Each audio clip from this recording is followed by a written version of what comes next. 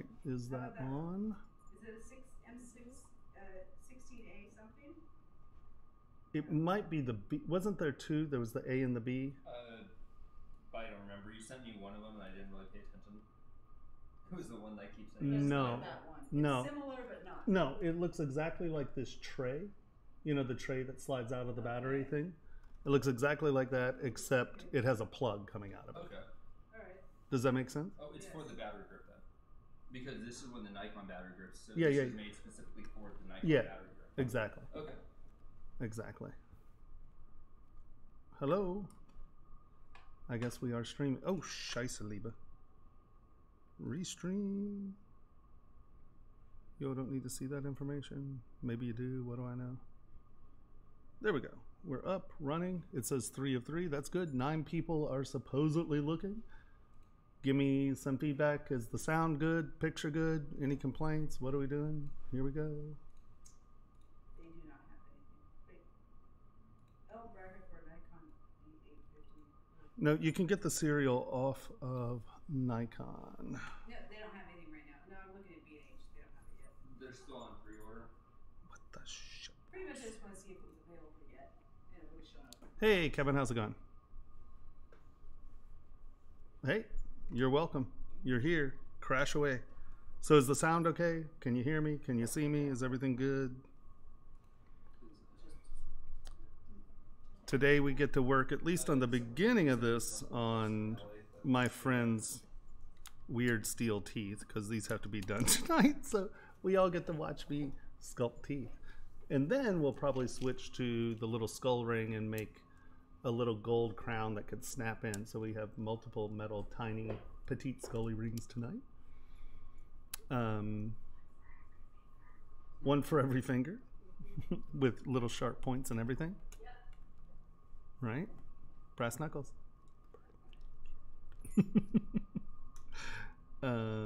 Okay, so I have one person responding, and then he didn't tell me if the sound and everything's okay. Is it? Anyone? Everyone? I always love it. Okay. Well, yes, these are my friend's teeth. And in turn... Fine, my business associate. Yeah, this is what I get. These are my friends. They're like, we don't like you. We have to be here. He's moved in and we can't get him out. We'll just invite Tommy back. Oh. Not live. Don't get me started. Okay, so here we go. Let's go back to these teeth. One of these are the good ones. Frame. And as everyone knows, feel free to ask questions, any of that. Wow, we just lost a bunch of people. Wow. People hate me. You lost people? Maybe. Come back, people. I know, right? Hey, G, you got a job. Hold on, let me turn this webcam on. What? I said you have a job. I said you have a job. Get over You here. just lost people, yes. Just stand in front of the camera for the next like 20 minutes. What's up? Some people see what's on the screen, then they'll have other things they're paying attention to, or at least the screenshot will catch. So how was everyone's weekend? Anyone have fun? Anybody communicating? We always get quiet crowds. I'm a little envious of Shane's crowd. They're all very chatty all the time. I guess he goes at 11 though, in the afternoon, so I'd be a lot chattier at 11 in the afternoon, to be fair. Okay. But in our process of doing Sampa's teeth, we will be showing Booleaning and some other things, I'm sure. I'm sure we'll get around to something else. We have to redo these a little. The joys of editing.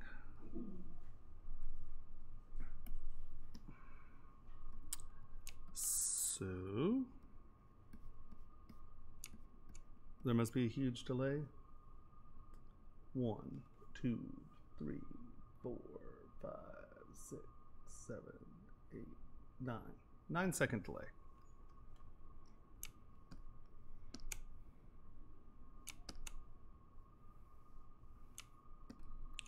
Why is that not selecting? That's annoying.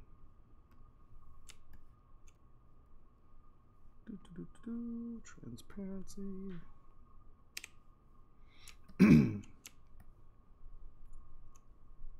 Awesome, good. Just got to make sure we're sounding okay. Oh, really? You're just going to sit over there and laugh? Is that what's going on? I'm being heckled from inside the studio. Damn hecklers. Or cares enough to heckle. Sure, fair enough. Cares about something. Cares about the humor value of the situation. I got a wiener dog. You do have a wiener dog.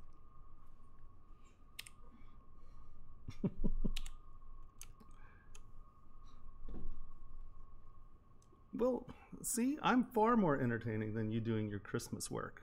That's all I know. I think if I had Christmas orders right now, I'd be listening to me as well. Okay, that's actually really probably an outright lie, but I'm going to make myself feel better and say that it's a truism.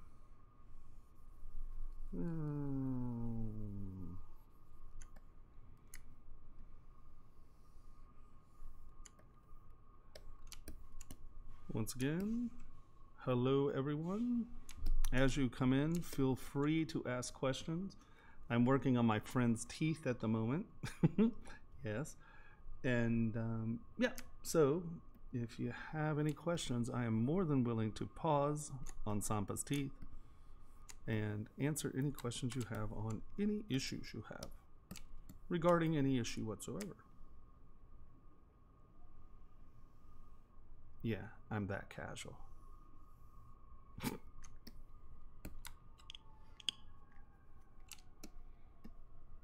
Oh yeah, well that is coming from Facebook, so God only knows. You're right, that could have taken forever. Oh.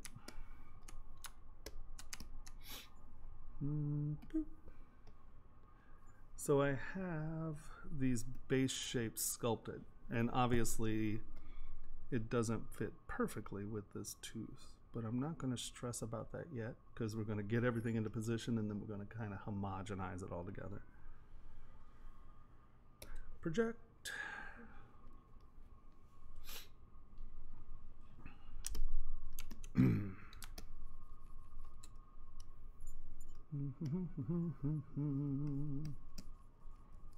Let's see.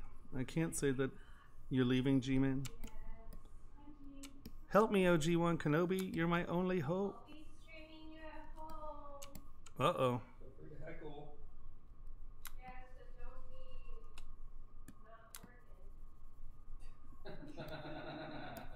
What are the chances of that happening?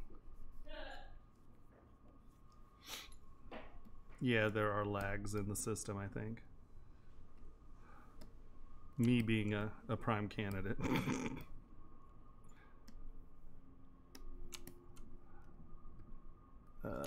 Yes.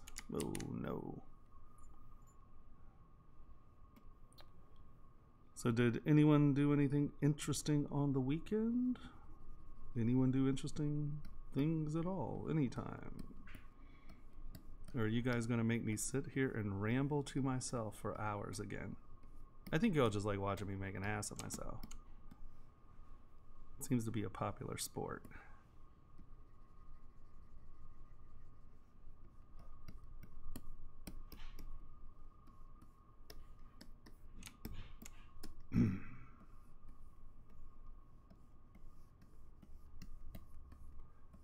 Yep. It's going to be that night, isn't it? Well, it seems like everyone can see we just got a lurker crowd. That's okay. Lurk away. I'm not really going to judge it for lurking. It just means you're going to have to listen to me ramble about dumb crap.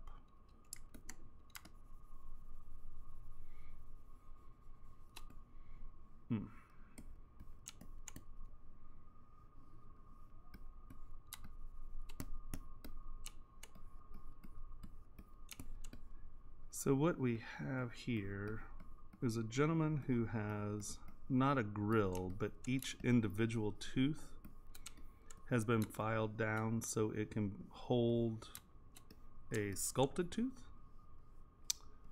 So as we look at this, this is the actual tooth roots, right? This is a scan of the teeth, or the teeth have been filed to create plugs for the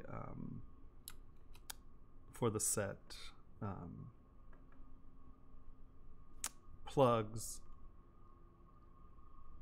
so the teeth key in. So it's not a grill as in each one, you know, it's not made as one piece. Each piece fits in and is tied together.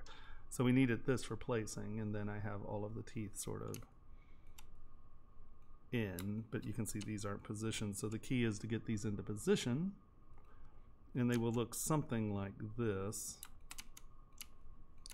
And then these are going to be used as cutting flats, so we have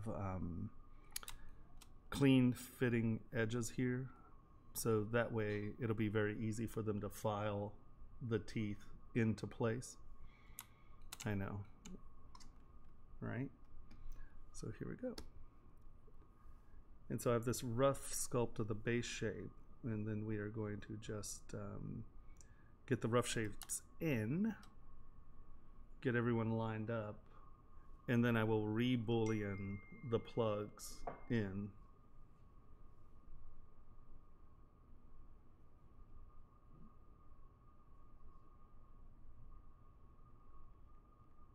Sorry about that, one sec.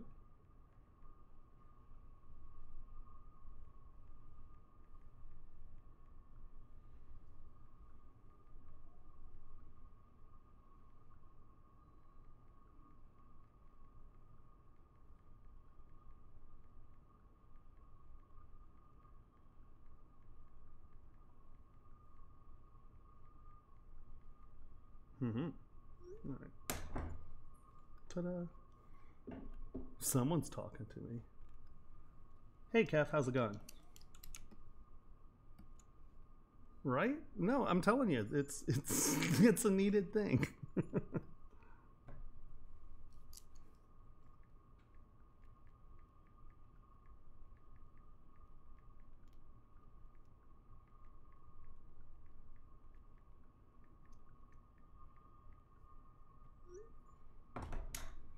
Okay.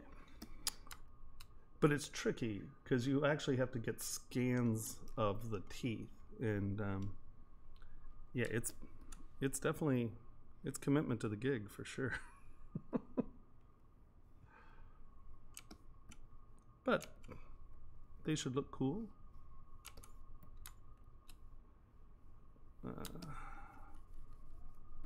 We're simplifying the forms a little.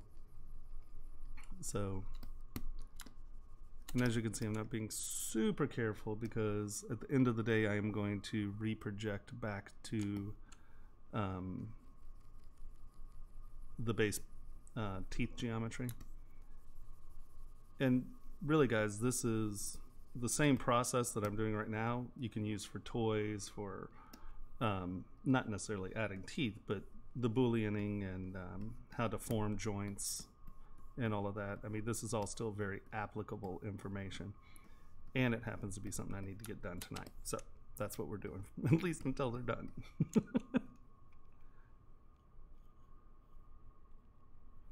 No, they're going to be made out of stainless steel. They're going to be bright silver. As I said, this is a full commitment to the gig, without a doubt.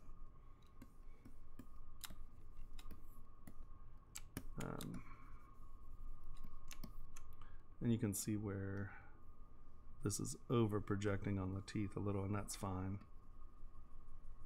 We'll come back and cut everything flush at another time. I'm not worried about that.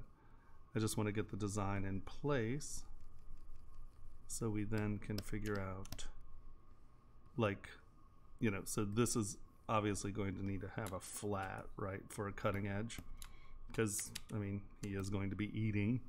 So, you know, we have to take into consideration functionality in a big way here, and fit, because if they don't fit well, it's going to be crap for him.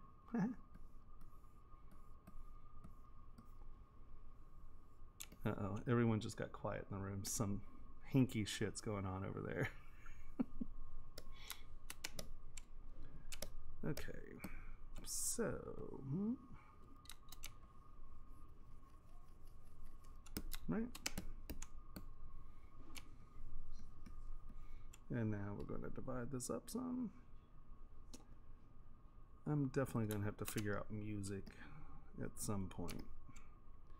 On my stream I use all kinds of music because, well, I don't care if I get a little blocked, but we don't want to do that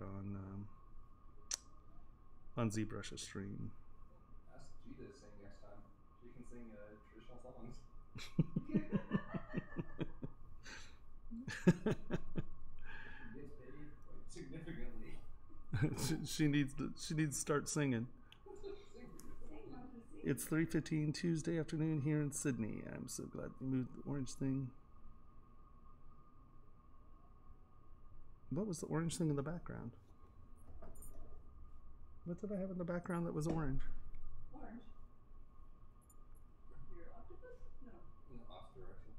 Oh, it's orange. Uh-oh. Did I just unplug my keyboard now? Huh. I don't know what was the orange thing I had in the background? I just see the little guy at the end. Or the fluffy thing. All right, you old man, you better tell me what the orange thing was. Now I'm confused. The thing with horns or the fluffy thing? Oh, it could be him. See, now you got me guessing. I have no idea what the orange thing was. I have to go back and look at some of my streams. I'm like, oh. I was like, the carabiners or the riding crops? Was your octopus down there sometime? Maybe the red one was. Isn't the red one still there? What has G done with them? Did the red one fall off? Have a laugh. It might have taken a leap.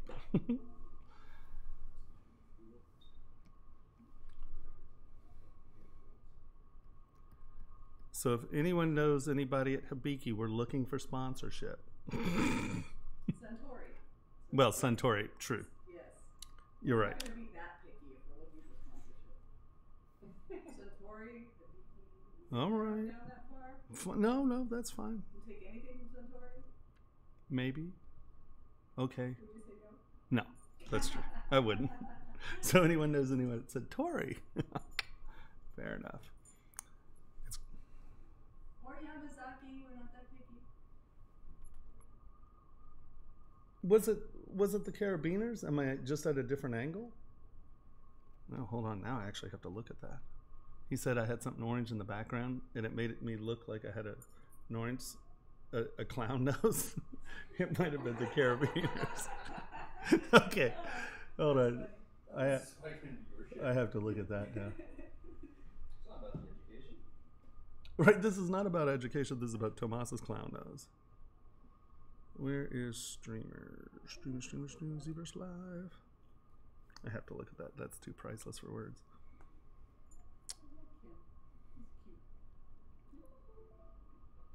That's me live, isn't it? Hold on. Here it is. All right.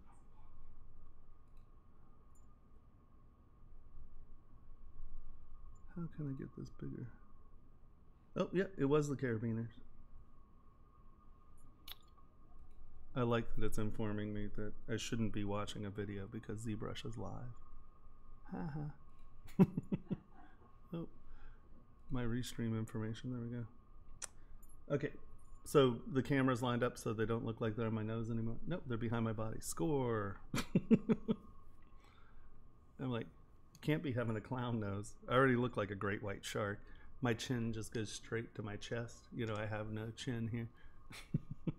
We gotta be careful about presents, right? Lazy Nazumi.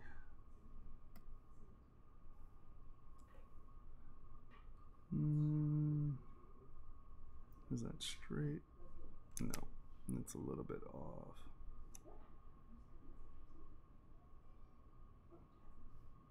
That's interesting.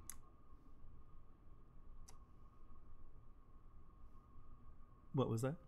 Oh, I just got a message from Justin. Oh, It had your name on it, so I was like, what? I'm texting you from my stream. Yeah.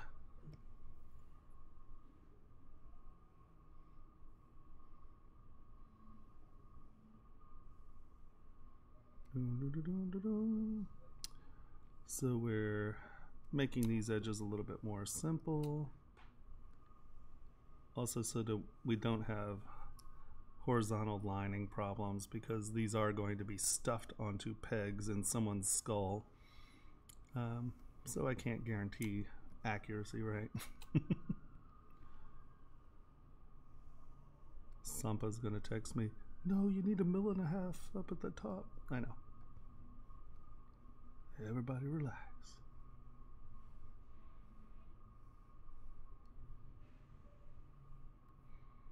If you have not seen Lazy Nazumi, people, Lazy Nazumi is absolutely fantastic. It's a plugin. I think it actually started out as a plugin for Photoshop, but basically you can use it on anything as long as you snap it to the window, and you can see how you have these little notches and stuff.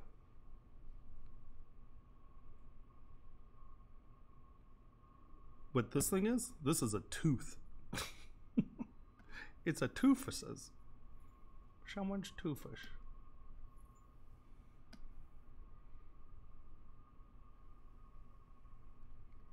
Shloop. Shloop. Or what Lazy Nazumi is. Lazy Nazumi is like one of the most useful plugins around. Is that a look of disappointment I see on your face over there?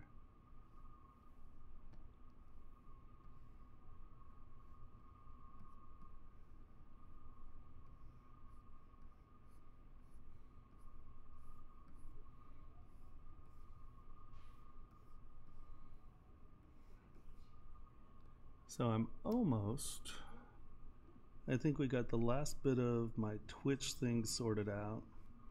So I think I'm gonna start streaming a little bit more on my Twitch channel. I know everyone's gonna be like, you always say that, you dork. But I think we have all the buttons and most everything sorted out. So that should start within the next week or so. Maybe we can get to it this week. Maybe. I'm going to talk to Kyle tomorrow about getting the Dropbox link actually attached to the ZBrush page, so people can upload files for critiques. I want to start doing critiques once a month at least. So we should have the Dropbox link up this week at some time. So those who are interested in having pieces of any sort, jewelry is not the only thing. I'm more than willing to critique pieces, and I think that it's a really important learning process for everyone. It was a very big part of my education at CalArts. Critiques were a regular and integral part of how we learned, and I'll tell you, we learned well there, so I think it could be important.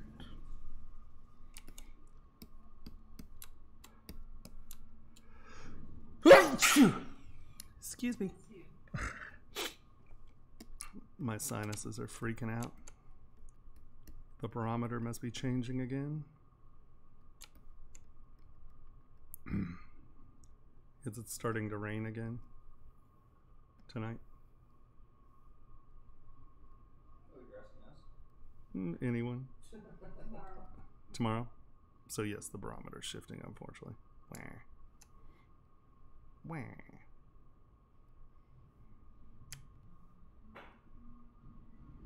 Yes, that was an official Wittelsbach. Where?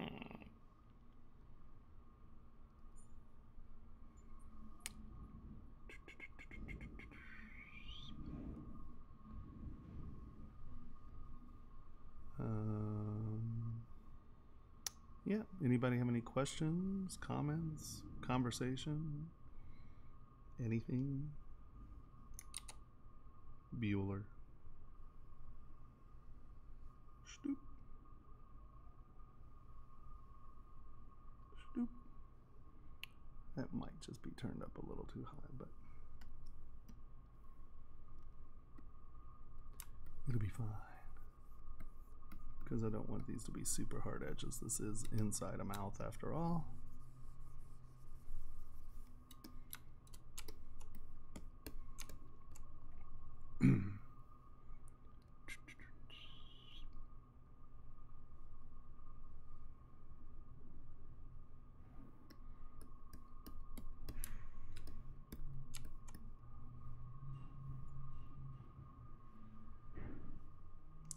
Boy, that trash guy is loud.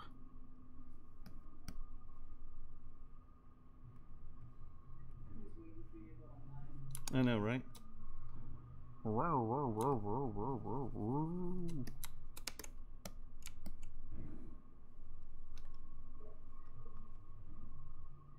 What reference guides these? This is a program called Lazy Nezumi Pro. It locks into, so you come here and you go hook window, and it works on, it started out as a Photoshop plugin, but it works on anything. So you can see it works here, and it'll lock, like let's say you want to rotate exactly 90, right? Come here, shift, so now I know that line is 90, and you can see it'll lock your rotation, so it gives you controllable anything, right? If you're rotating, if you're lining, if you're drawing, so it's but it does ellipses. It's one of the few ways that I found where you can actually, like, you know, well, if you're familiar with ZBrush at all, you know that drawing circles is like one of the things that is the hardest thing to do, because, well, there's just no way to draw circles. Well, here, look what, ooh, it's a circle. So it's really a powerful tool. It has fixed angle lines, so as you're drawing, hold on, let's get rid of that. See, like it's locked to 90. Oh, we have to turn it on. Tap, it's locked to 90, right? And then it'll do 45. And you can come in and set what angles it locks to. So, you know, you can do this and then it'll lock to the nearest angle when it's on angle. And let's see, what else does it have? It has fuzzy. That only knows what that is. I don't know. I don't use fuzzy. Maybe if I figured out what it did, I might. Gears is sort of, you have a circle and it has this pattern, right? And these are algorithms that you can change in here. It has noise. Oh, it chatters the line. You see, so if you want something that's kind of random, it'll generate random movements in the stroke. Steps is just that, it creates steps. Connected lines is actually pretty good, so you come here and where it left off. No, hold on, that's start. Position. There's a way to get it to do it where you stop, not where you, so you tap, draw a line, tap, draw the line, but you can get it to where it instead of the beginning of the line where you tap it, it'll continue like at the end of the line here. Let's see, ellipses, fisheye perspective. The perspective tools are awesome, so you set your points and you can see that you can draw lines that are tied to the perspectives, right? So super cool tool. Let's see. Isometric, parallel lines is just that. Set up your lines, and you can just hash mark, you know. I still tend to do a lot of this stuff by hand. I like the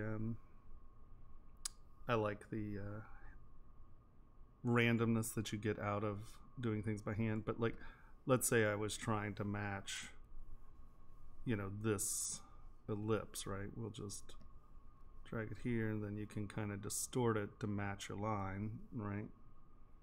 Now let's get it here. It needs to come down a little. Down a little. Right, so now you've matched that curve, and you could do, you know, running matching curves. So super helpful. That's a really useful tool. Perspective is just that. You know, you set your perspective points, and you know, you can draw with a forced perspective. Right.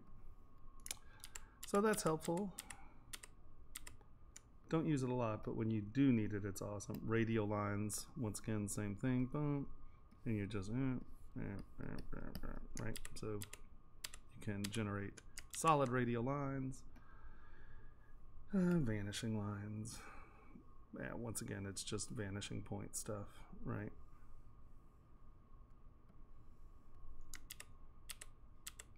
And these, you can change it all, obviously. And then there's smoothing, but they have a pulled string as well. That actually is a really nice tool. I use it quite a bit. The lazy mouse is a good tool. I like how this one feels, and you can change your pressure speed scaling. So if you're doing this and you want to start soft and end heavy, it'll do that every time. You can go in and like tilt rotation. You can put rulers on, so you know it has a tick every so and so amount. So excuse me. Yeah, it is an awesome tool, and I think it's like $20 or something. It's the best $20 you'll ever buy, especially if you do hard surface modeling. It's an invaluable inclusion. Turn that pulled string off. Let's go back to isometric. Boop. Okay. Now, you notice I did this with this tooth. We may be pushing and pulling this around so the teeth all work well together. But at the moment, I'm not too stressed about that. That'll be something that we deal with when we go through our cleanup stage. I'm just trying to get all the details in, make some decisions. See, you know, this is a little sloppy here. I'm not concerned. I like to creep up on the design, because once again, every once in a while you run into, would Bob Ross say, happy little mistakes. And yeah, that is a beautiful thing. Let's lower this res so we can smooth this out a little. So as you notice, and it's one of the things that I'm known for, is that I work from high res from the very, very beginning. But I work with quad models, so I have the capacity to lower my mesh subdivisions and use all of the benefits of low poly modeling or low poly count modeling, but then come right back up and be able to make sure that my lines retain the crispness. The reflective edges are where I want them to be, because once again, I'm not doing this for rendering. We are coming out of the machine, which means I can't bake textures or reflections in. We are dependent on actually how light reflects off of our surfaces. So the important thing to think about, not just in jewelry, but anything that is coming out of the printer, is that, or out of the machine into printing or milling or whatever you're manufacturing, is that you are dealing with reflection. Even if it's not shiny, you know, if you have no reflective surfaces, you're going to have a big flat furry thing and it's not going to be very compelling as an object. So we are constantly keeping that in mind.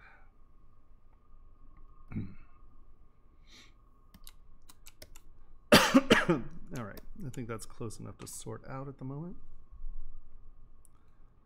We know that this fits. You can see I've sort of already fit these.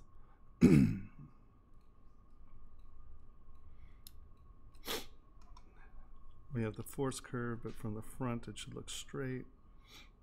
Now you can see I have this dent in here and this. Now I'm going to change this a little, so we're going to, oh, this is really annoying. Why does this have no subdivision levels? All right, so I don't know, let's go away. So here is, I'm often asked, when do you, yeah, teeth. I'm sculpting steel insert teeth, and they need to be done tonight. That's why we're doing teeth today. So people can understand that there are other career paths. Toofuses. So we're going to duplicate this. We are going to take Smooth Stronger, which I didn't have on. We are going to smooth the hejibas out of this as much as we can, because if you'll notice, somewhere along the line was a ding-dong and I got rid of my subtools, right? Or my subdivisions. See, this is the highest res, it's 4.269 million. So somewhere along the line I kind of porked the pooch and got rid of my geometry, which is something that I don't normally do. So people ask, well, Tomas, when do you remesh, right? Because I try to keep my quad models as long as I possibly can. And you remesh when your mesh is no longer viable, okay? So as you can see, I have Smooth Stronger on. I'm sitting here and I'm smoothing away. This right here is the #1 problem people have when sculpting in high resolution. They ditch their subdivision levels, right? And you wind up with a 4 million poly model that you can't smooth, right? I can't alter this well at all. Okay, it's time for me to remesh. So first thing I'm going to do is get rid of any of the dramatic transitions. I'm going to try to make these smoother because the Z remesher will try to retain that detail, and it will add geometry into it kind of where I don't want it. So we're going to just come in like this. We're going to fill that up a little, fill up anything that's dramatic. Come in, we'll fill this up, we'll fill these guys up. And I kind of know what my projection range is, so I'm not going to try to get too far out of it. Like I said, just come in, fill anything that looks like it's a dramatic geometry change.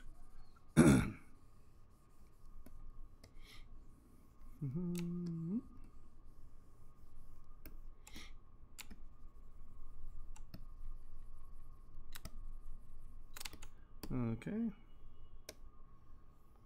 And now we are going to W and hit Z remesh.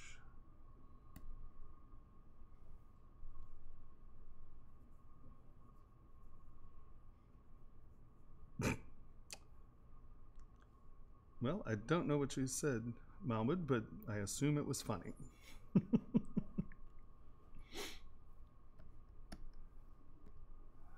Z remesh. Why is it not? Close holes, maybe? Z mesh. What am I missing here?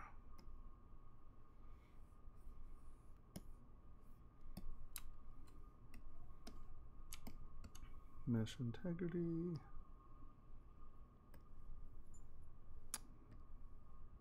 Will it go into remesh by Dynamesh? Higher res?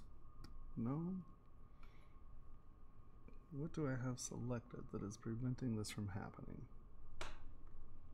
Let's try over here.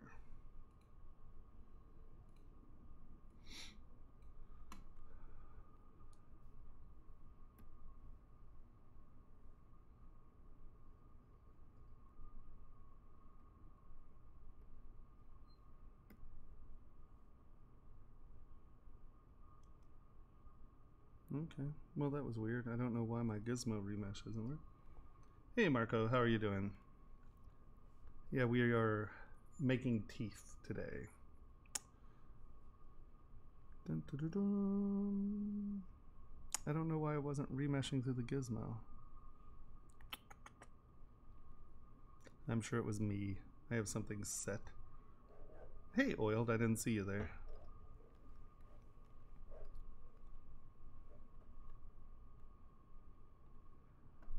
It is for Windows. I don't think they make a Mac version, which is a shame because it is the best plugin you can buy. It's incredible. It is so useful. It is so helpful in every frigging program there is. It's great.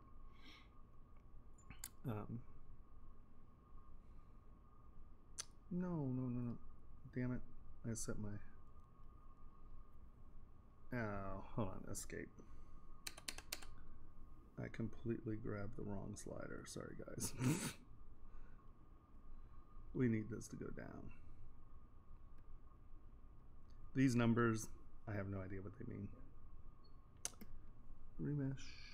And I'm going to remesh this as low as I possibly can to get more subdivisions. I'm having a bad brain day. More subdivision levels. The more subdivision levels you have, the better off you'll be, the more you can control your mesh.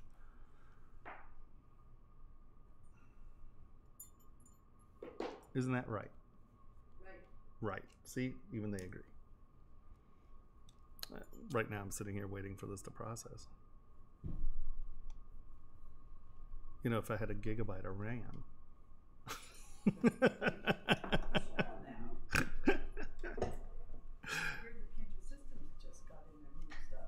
Oh, did they? Yeah. No, don't make me cry. You can go afterwards. Oh, it's just so sexy. I just love a quad chip machine, and I just did the memory and the chips, and it was $77,000. I didn't even have a computer yet. It was just the memory and the chips. I was like, yeah. A terabyte of RAM. I mean, are you kidding me? A terabyte of RAM? Start looking at servers. I mean, seriously, it's cheap. If it's a terabyte of RAM, hallelujah. Wish it was a joke. See, we have people coming and going. Anatoly, have a seat.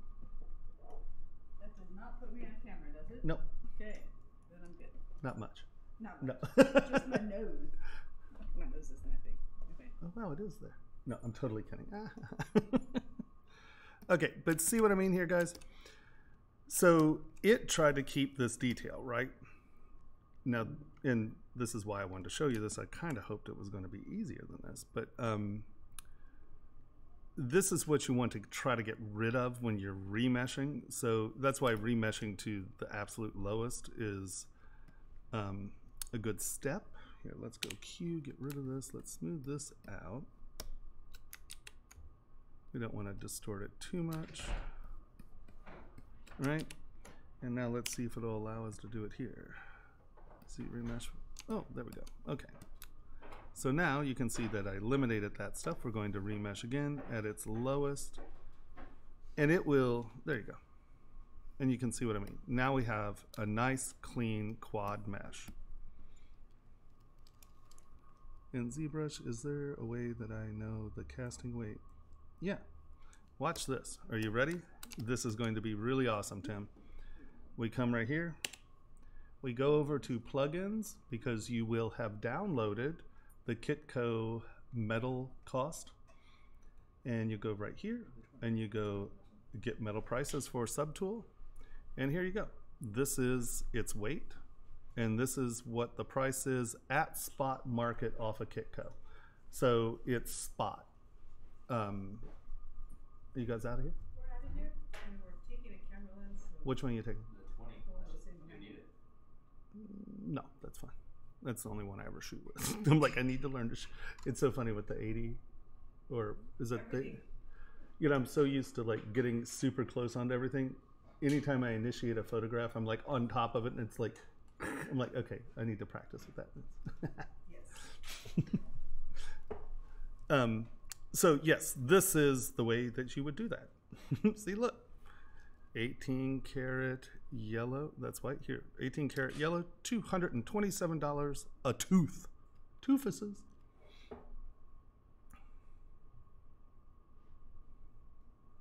Okay, so did that answer your question, Tim? It is a Kitco here. It is in the Pixelogic site.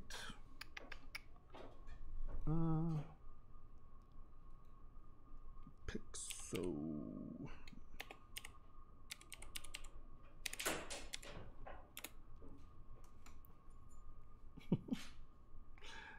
If you go to Pixelogic, you go to, of course it's under this, community, no, learn, no, get help. Download center, nope. Okay, I guess I actually have to move this friggin' thing, huh? Backspace, download center. You go to ZBrush plugins, and down here, oh, it's up here. Kitco metal quotes. It gives you the volumes and the price per volume per metal to spot, right? So it's not taking your day. Well, it gives you the weight right there as well. I mean, it tells you what the weights are, right? So let's go back, right? See right here? This is the weight in that metal.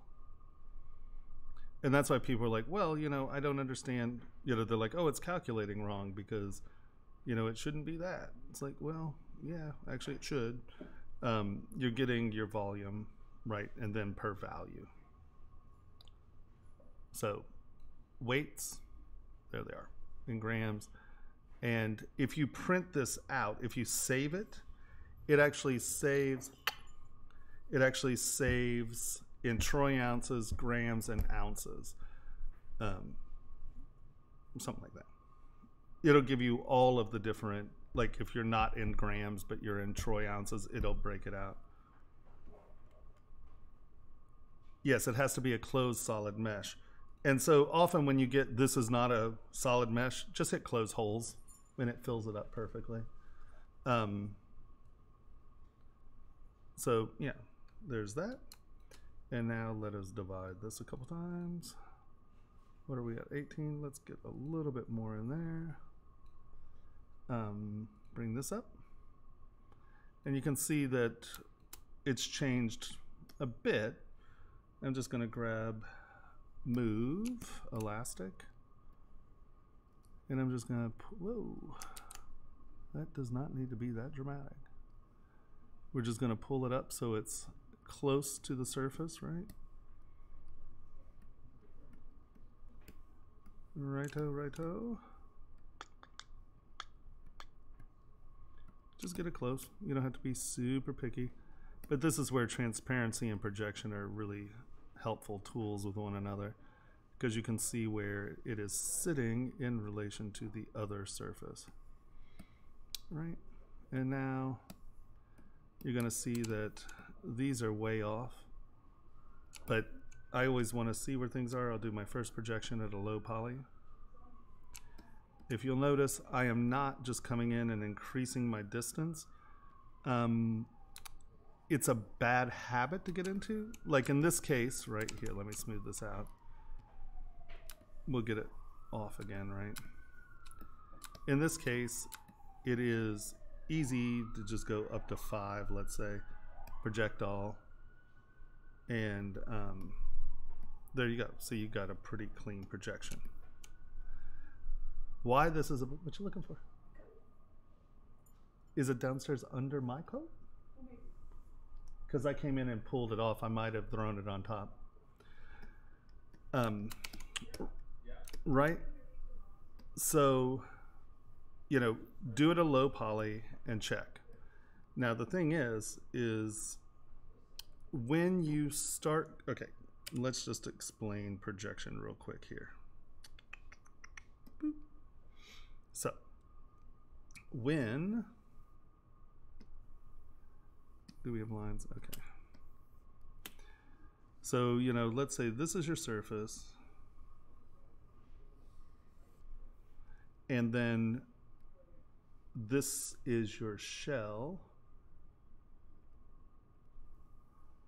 right, which you're projecting to.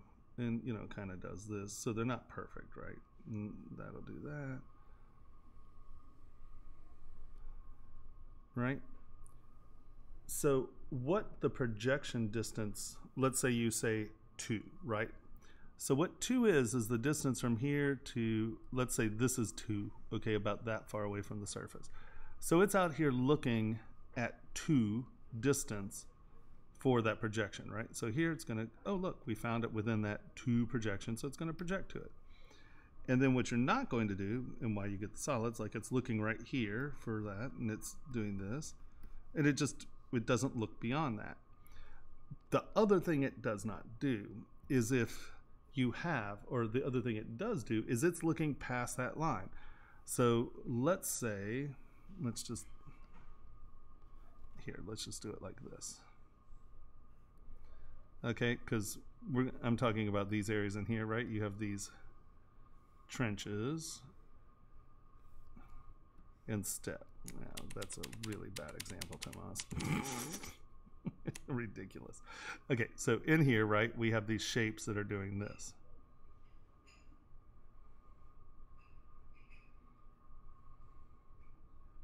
Okay, now let's do, you know, if our projection distance is 2,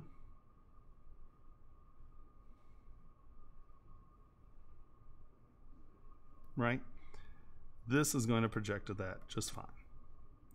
But let's say you're like, oh, well, I want to be lazy and I'm going to just kick this up to 5.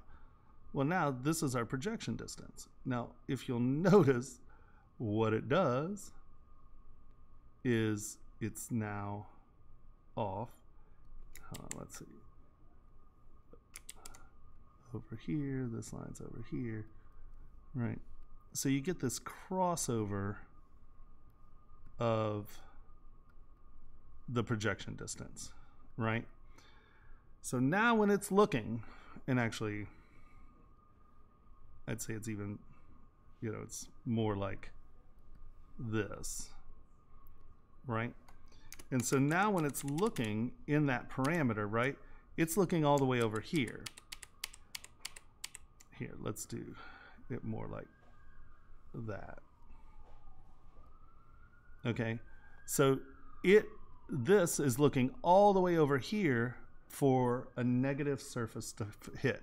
So what you get are these weird like little triangles that project through your surfaces, because it's actually trying to project, let's say, this surface, right? So it's coming over here and you get these weird triangles.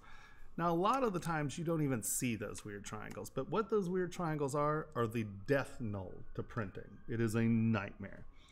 So it's far easier to get better results sticking between the 2 and I'd say 5. You don't want to go too much bigger than 5, because then you start to get really weird stuff. So let's divide this up and let me see if I can get some of those weirdness. Let's go to 1.2. Let's bring this up. Projectile.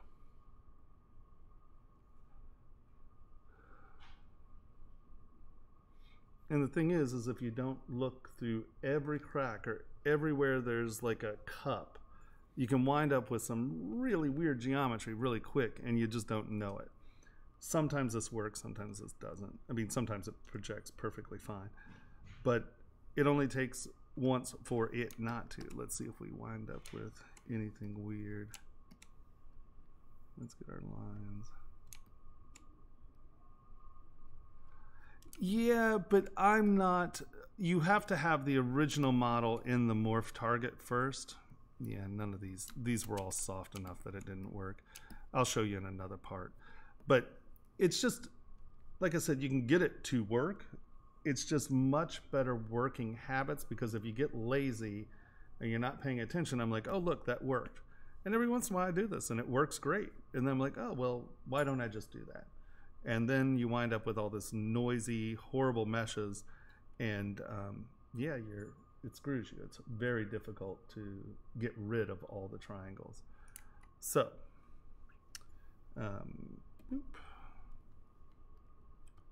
we have this guy. I'm just going to smooth everybody out again.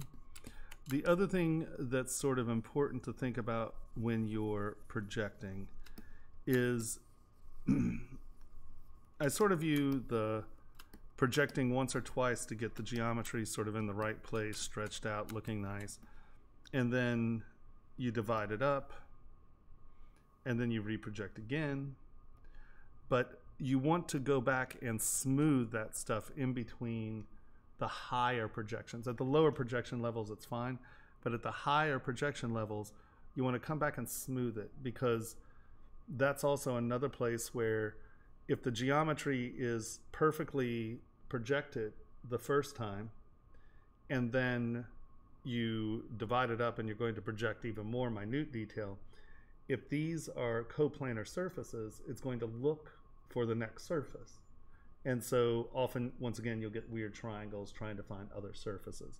So if you smooth it off, it's no longer coplanar, and it will come back and project much better. You'll get much cleaner, less wonky projections. Once again, this is a pretty simple mesh, so we're not getting a ton of that noise, but I will show you later. Well, actually, I think I have a mesh up here that'll work good. No, I love Morph Target. Morph Target's really a powerful tool. I just, like I said, you have to, like, we've made changes to this shape, right? We're taking an older model and projecting this face onto it, so we didn't have the original size. On this, it might have worked because this was the original. One sec, let's see.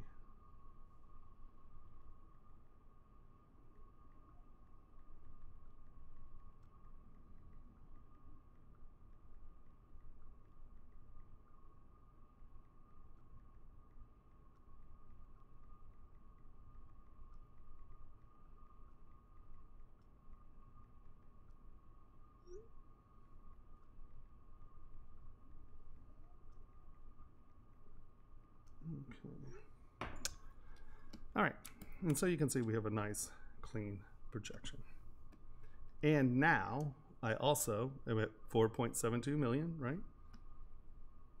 4.52 million, but now I have 8 subdivision levels. And this is real important because, as I said, coming back to this guy, right? And you're sitting here and you're trying to smooth it, and this is the problem with working in high polygons. It's very difficult to smooth if you lose your subdivision levels. For me, it's super easy because I tend to keep my subdivision levels. So all I do is go down a few steps, smooth this out. This is relaxing the mesh, right? And I'm doing this pretty melodramatically. Normally I'll be a little bit more careful than this, right? Come back to higher res. And as you can see, each subdivision level retains parts of its reprojection. So as you drop in subdivision levels, you can make big changes much easier because it is going to try to reproject the geometry that it knows that it had before into the quad that it was. So we have, here, let's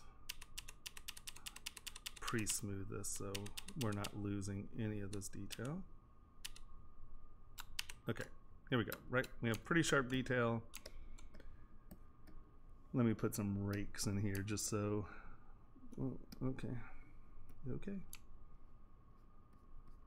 You can kind of see what I mean by retaining some of this, right? Okay, so we have this, it has details, it's raked. You know, this is pretty fine detail. Well, if we really wanted to change this dramatically, we just go all the way back down to our initial quad here, right? And so I'm going to take move, and I'm going to grab this and move it out, move it out, move it out. I'm going to grab this, move it out, move it out, move it out. And if I were just doing this on the model as it is, you're going to get a lot of shape distortion when we're doing this, right? And now I want to make sure that this line is straight. We'll highlight it.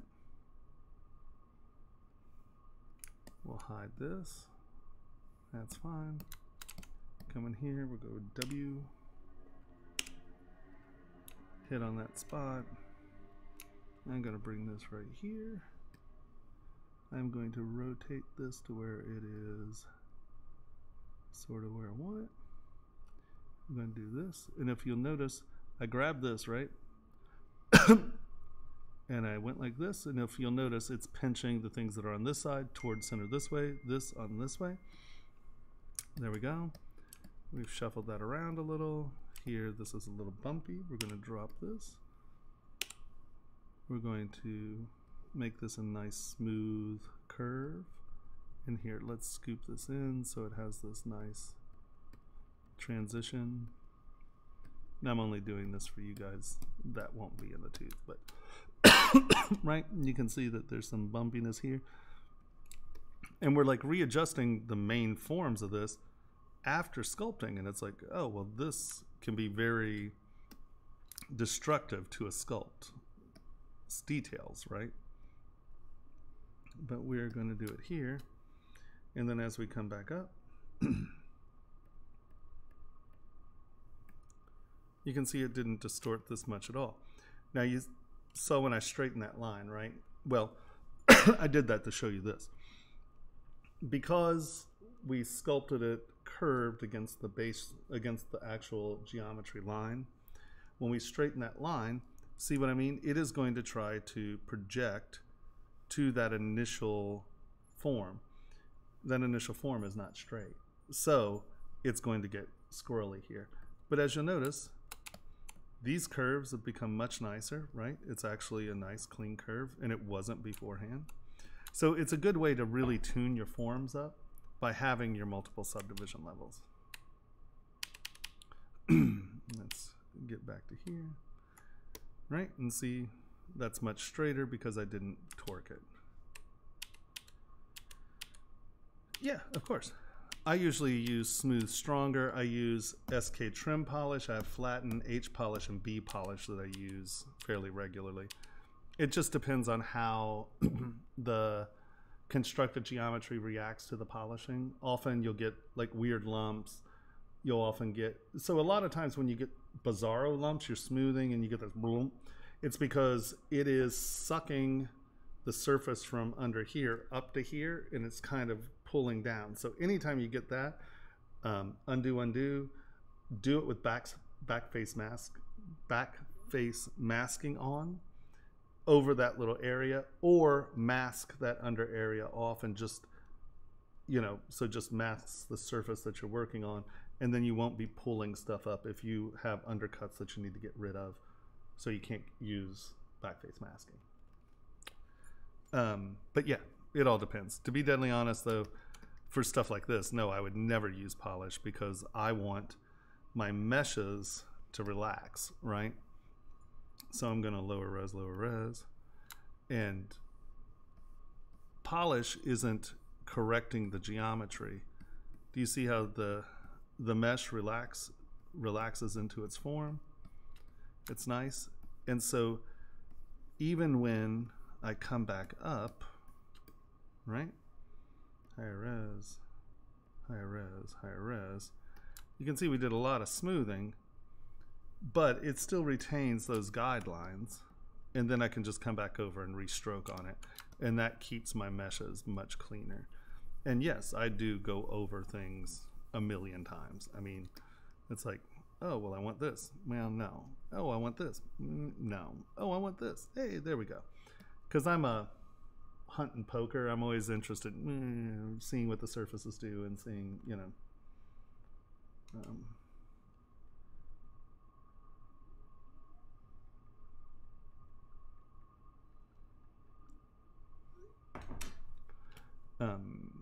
Yeah. So, does that make sense? Does anyone have any questions about that?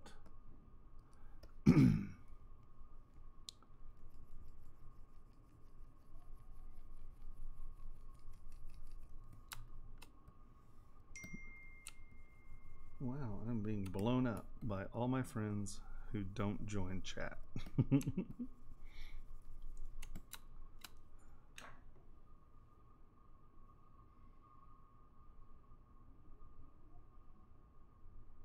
Damn it, Jim. That is so weird.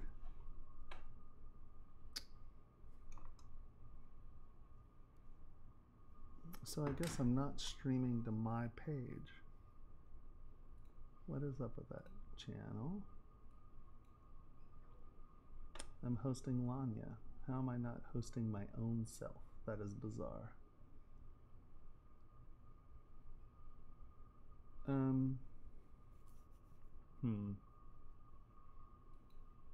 That is something. So G, can you sign in and figure out what that is?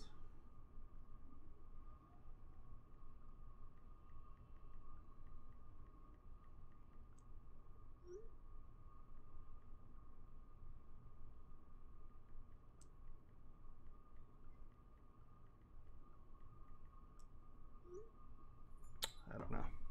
We'll figure it out. Okay, so does that make sense? And this is how, you know, when I hear, oh, you can't, oh, I hate sculpting in high resolution, you know, you can never smooth, you can never clean up. Well, of course you can, if you have your subtool or subdivisions. And this is really helpful because I tend to creep up on surfaces like this where I'm always with clay tubes, I'm laying down a layer and then I'm setting the rhythm of that layer, right?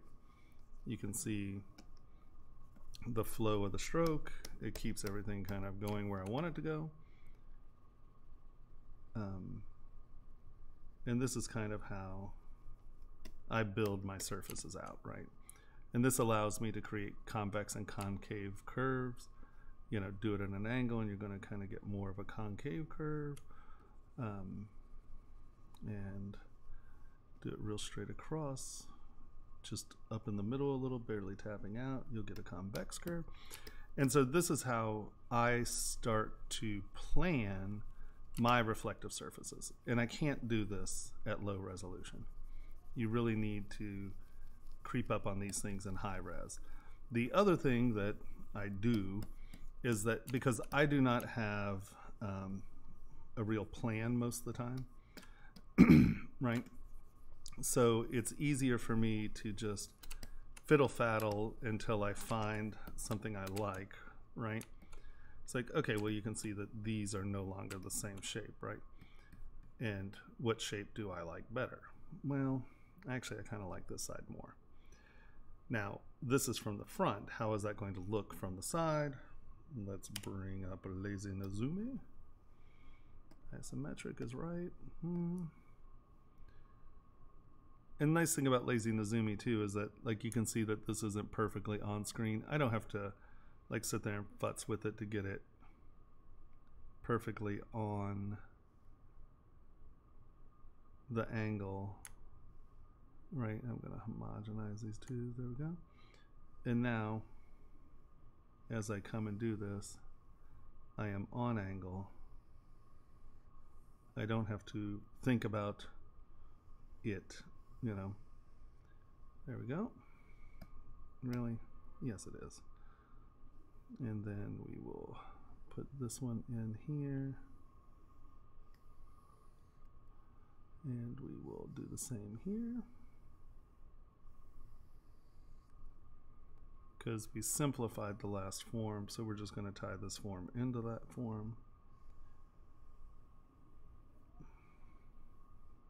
Turn it off for a second. Come down, let's look at it from the side. Okay, that curve doesn't have any obvious lumps or problem. A little lump right here. But that's close enough that I can just grab Move Elastic, turn this down pretty dramatically, and just kind of tap this surface back into a clean curve. Right, and so now that lump doesn't show up. You can see that we have a transition here, but this is pretty close. And you can see, yeah, there's a little lump there still. We're gonna tap that back out.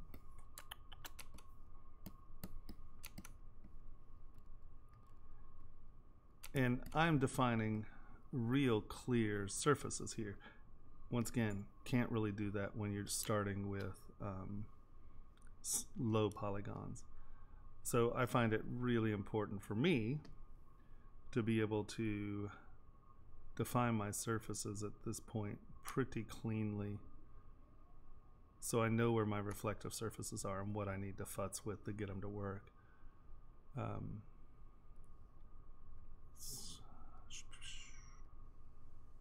we go.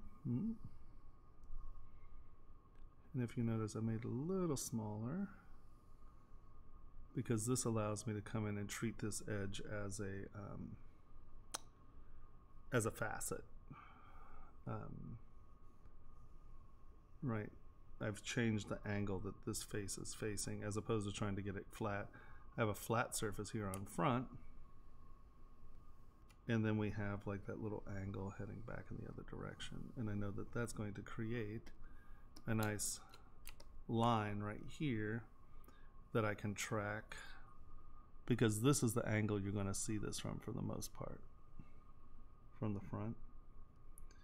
And so this gives me a nice strong form, two distinctive reflective surfaces, so it's going to read as a nice sharp sort of hard surface line. You can see I'm just coming in and patting down the puff on this so it looks like a nice edge, right? You can see I'm not too stressed about that being a super clean surface. SK Trim Polish works super well on things like this.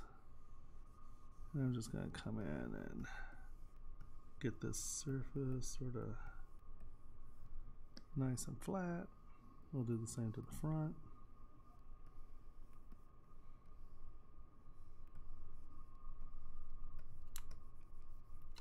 There we go. And you can see we now have this nice clean line that has some thickness to it just because of this implied facet right here. I guess it's an actual facet, it's implied thickness. Right? And this is what I mean by you're working with light. I'm not worried about what how do you say it? You know, I'm far more worried about how this is going to reflect with light. That's really the whole goal of this this operation right now. So we have, no one's going to see this back here. So lower res.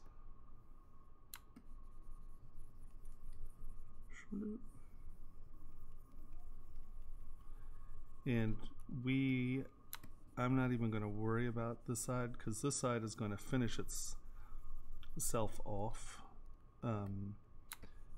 Right, this is going to finish the design.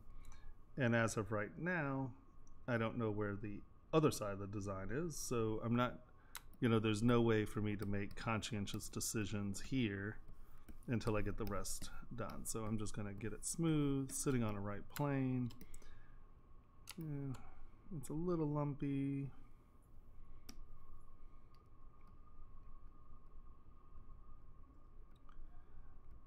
For those of you just joining us, feel free to ask any questions. I'm not I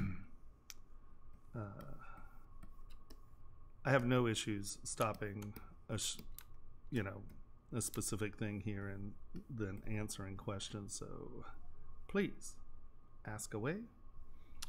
High res. High res. You can see the nice thing is that if you don't overdo it, you still have guidelines from what you had to where you are.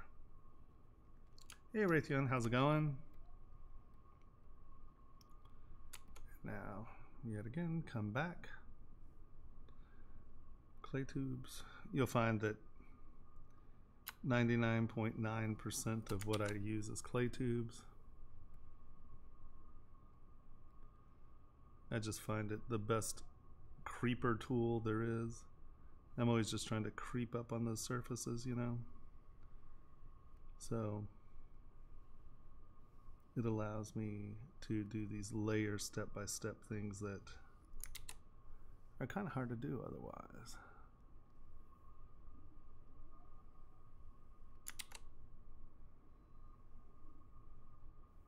Right, map. And then we're gonna just come over here. That's interesting. There we go.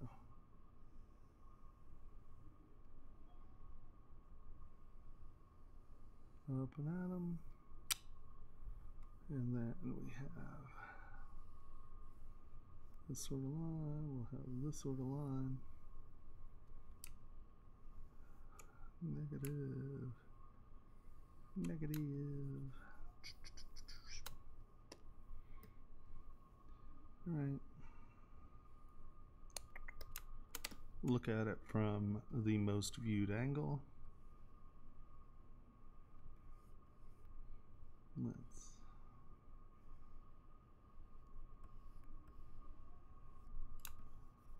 And once again, I'm not exactly sure where this is going to line up, so I'm not going to work with it too much. We simplified this out. This isn't the sexiest curve, but once again, as soon as I get the next tooth up on it. Oh man, getting colds suck. It's funny, this new loft, a little dusty I think, and with the barometers changing, my sinuses have just been like, wah. So I feel you.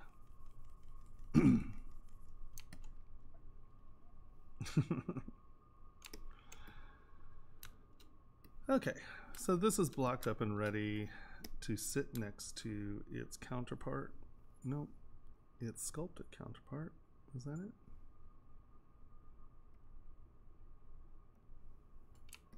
Okay. Now we're going to work on these intersections in a bit. I'm not stressed about them right now. So now I'm going to start separating these out into the pieces that have been played with and not.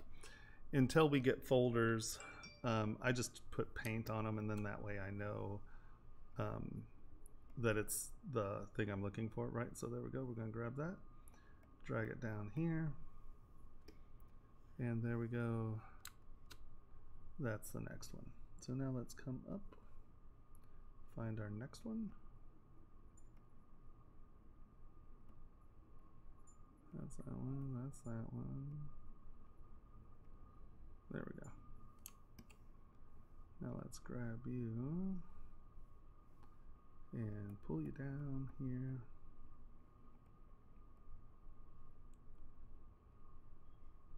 Right. And now I'll start to put these in order as well. Normally I'd also rename these, but at this moment I'm not super stressed about it. Okay, so there we go. So now you can see that these are slightly on different angles. And that's something that I'm going to have to clean up.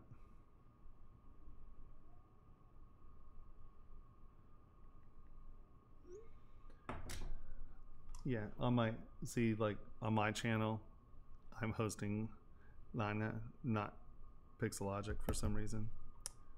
I don't know what I did wrong. That should be me. Where? Oh well. We'll figure that out tomorrow.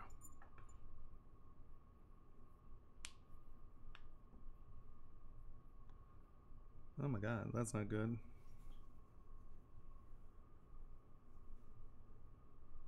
Which, do you have the new tanks? Is that, yeah, the long-term tank? That's crazy. Did you send them pictures? Usually they're pretty good about if it's a manufacturing error of some sort or another. If you send them pictures and give them an idea of how many hours that you've run it. I have yet to use the LT tanks. I just had a bunch of the old ones, so I've been using them until they're out. So hopefully within the next week or so, I'm going to get some of the LT tanks. But take pictures and send it to them, and usually they're pretty good about it.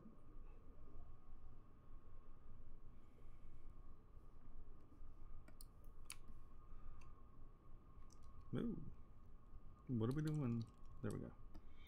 So like I said, we're taking a design I had and then we're pushing it onto this stuff. So this is what I mean when, right, I wasn't too worried about this stuff because, well, namely, I don't really know where it's going to wind up. See how these are sitting oddly? Well, that's going to be something that's tricky to line up in the actual part. So, oh, wow. That is super weird. Look at that. That's another one I got rid of the subdivision levels for. Stranger and stranger. So, duplicate. W.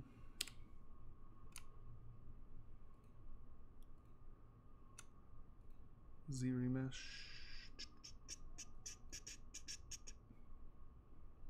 Come on. Remesh by Z remesher. Just crank it down. It'll give you the lowest you can. Oh, I didn't smooth it out, so we might get. You'll see the differences here again.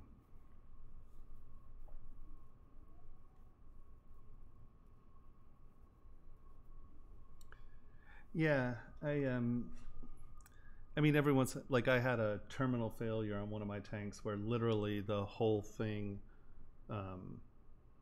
just dropped out. That whole crystal plate just, you know, it happens. And everyone gets all weird and cranky about it. It's like, you know what, man? It's called manufacturing. Stuff happens. As long as they're willing to, you know, fix it and deal with it. And like I said, I haven't had any issues with them. Ooh, maybe that was a little low. Okay, is this, check mesh integrity, mesh is fine, close holes. All right. Hey, Ash, how's it going, my dear? Yeah, I have yet to have any problems with support. Usually they're very good about it because, like I said, everybody recognizes manufacturing issues. And if it's a manufacturing issue and not you taking like a scalpel to chip things off, I think they're probably more than willing to work with you on getting another one out there. How's it going, Ash? I'm making teeth. Isn't that exciting? Okay, so let's go back here. Remesh by Z remesher. That was obviously a little low. Let's try 500. Let's see what it does with 500.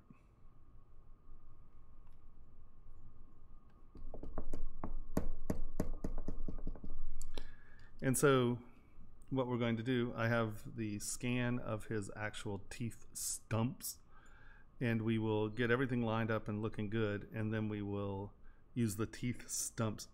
Toofishes muffakukatuka. Yep, it's mechana tooth.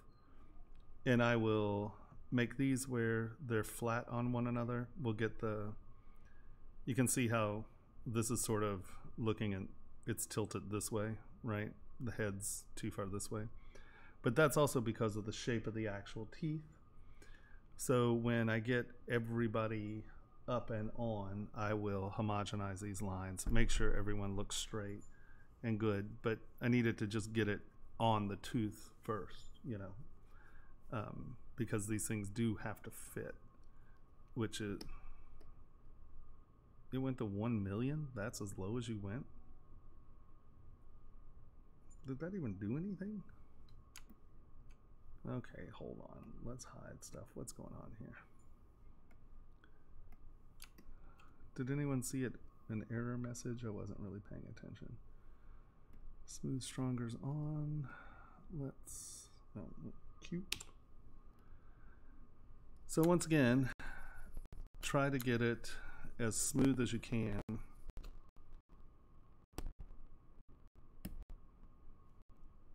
Something's up with that. That shouldn't lag like that.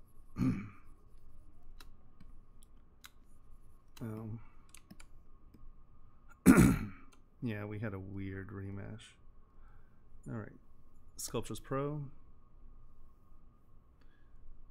Wait, hold on, what are we doing? Okay, let's go to clay build up down here, not one of mine. Turn that off. Turn back face masking off. And then Sculptures Pro on. And this is where I use Sculptures Pro more often than not. Like anytime I have a weird homogenizing issue where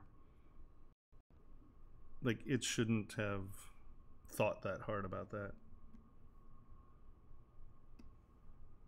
Yeah, right? There are going to be a lot of things that are hell on these teeth. But, I mean, they're going to be awesome. They're going to look good. They will work good, and they surely will fit. So, his last set, you know, they didn't have the technology to do really, really clean, cool stuff when he first got his original set. So, this is a modernization of technology and comfort. Right. And so I'm just going to get rid of the dramatic stuff so it doesn't try to include it in the remesh. And this is where Subtool or Sculptures Pro is really helpful. Now, I don't sculpt with Sculptures Pro until I have decimated, and we can go through that. Right? And I mean, look, this is what, as a rough outline, that's what they'll kind of look like. Hold on, let me hide these. Right? I'm getting rid of these scoops because if they line up wrong at all, it looks funny. So we're just going to have strong linears, and then I'm going to figure out how to make this work a little better. This was a sketching thing. Oh, I was telling you about his actual scan of the teeth. Nope, that's not it. Here we go. Right. So this is what this is an actual scan of his top jaw. And as you can see, they ground the teeth out just so they have plugs. I mean, this is literally it. This is a scan of his jaw. And so what I'll do is I'll get everything lined up, everything right, even, and clean, and then we will use that to make sure that everything lines up. So instead of me trying to really get the old teeth to work, I'm just going to position these to where they work together very well. Then do the plugs, and then do straight edges on the sides. So when the dentist goes to, or the oral surgeon goes in to fit the teeth, everything will be on the right angles. All they have to do is shim or shave the flat edges to make them fit right. So hopefully I'm making this, oh yeah, hold on. Here, let me show you Sampa.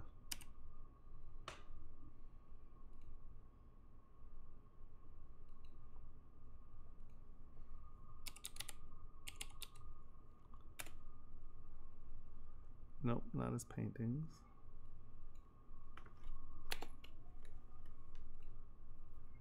This is who I'm doing the Rusty Cyborg body jewelry with.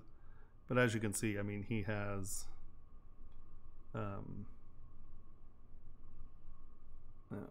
yeah, you can see there all of his teeth are steel.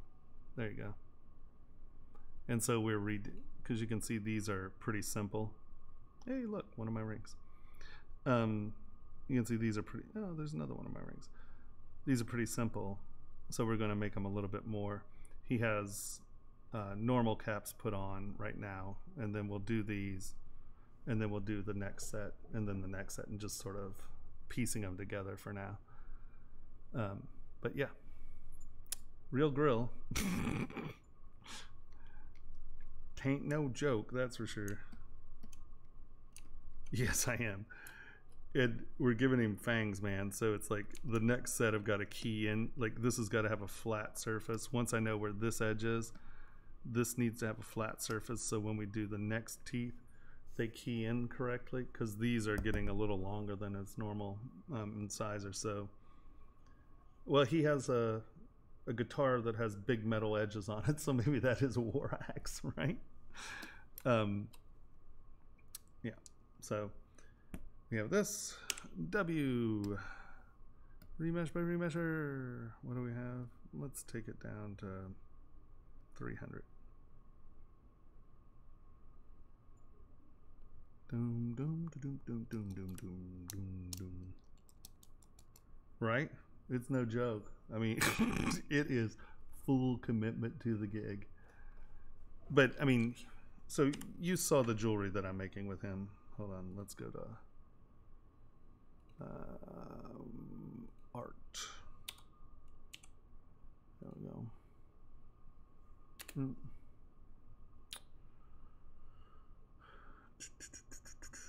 This stuff. So we're making a bunch of body jewelry. It will be Rusty Cyborg. Clickers.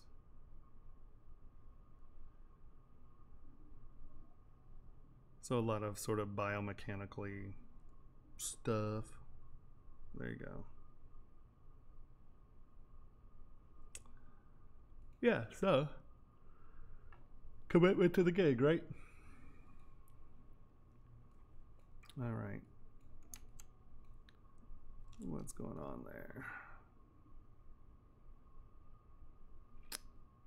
You can see that we're getting a little bit of weirdness. Like, what is going on there? Let us look at our geometry.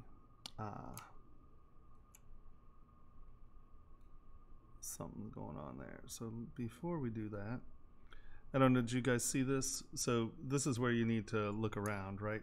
So when we, let's go back to this, or forward to this. There we go. See how I got this long line right here? And then there's like these weird foldovers.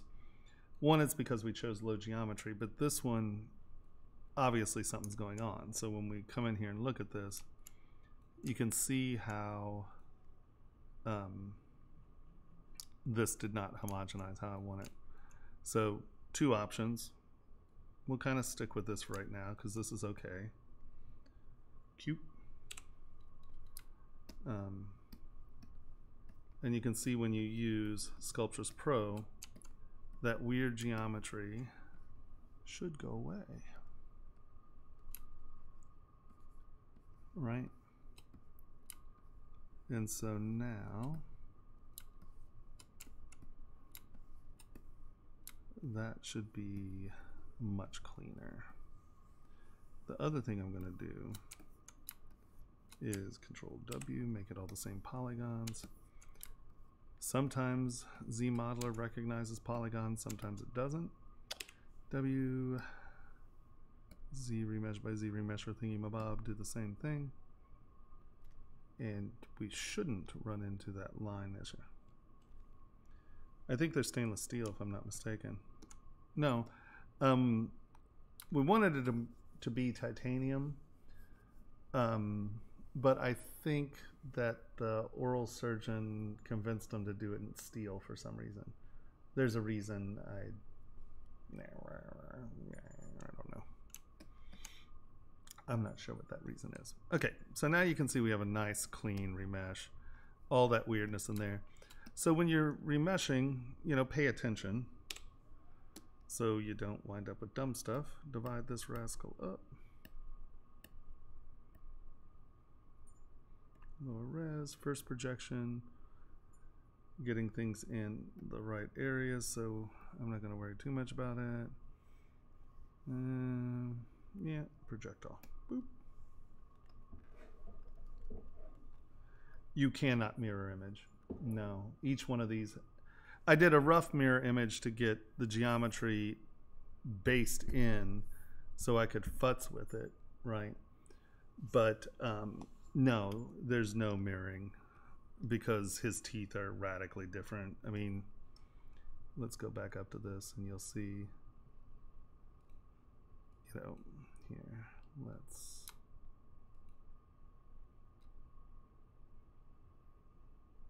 turn that off. Let us turn our lines off so we have a better see here. Wait a minute. That's weird. I thought I filled these up. Oh, I filled them up on this one. But so you can see, just look here from the bottom, you know, these, look how much forward this side is than this side. You know, I mean, his teeth are very much off to the right. You know, you can see that it's tilted out. Now this could be tilted some, but even then, you know, it's just, they're not the same. So once I get, oh, this one is tilted. That's why that's looking funny. That's why I just want to get everyone sort of in the right place. Then we'll sort of go over the design, and then I will use this as a Boolean cutter to make sure that all of the teeth are in relation to the actual teeth cut. So we'll get where we want them to look, right? And then we'll use this as a Boolean cutter to make sure that all of them are where they should be. I'll just fill in the holes a little and then we'll cut. And this is always our reference because, like I said, this is a scan of his jaw. So this is the final reference. I mean, like, you can see that when they started filing, they were just like, no one, you know, it wasn't necessarily polished smooth. It was, you could actually see the rotary tool cuts when they ground down the teeth. I couldn't tell you. I don't know where the scan came, but yeah, probably an MRI. So let us get back down here. Is this the right one? Yes, this is the right size.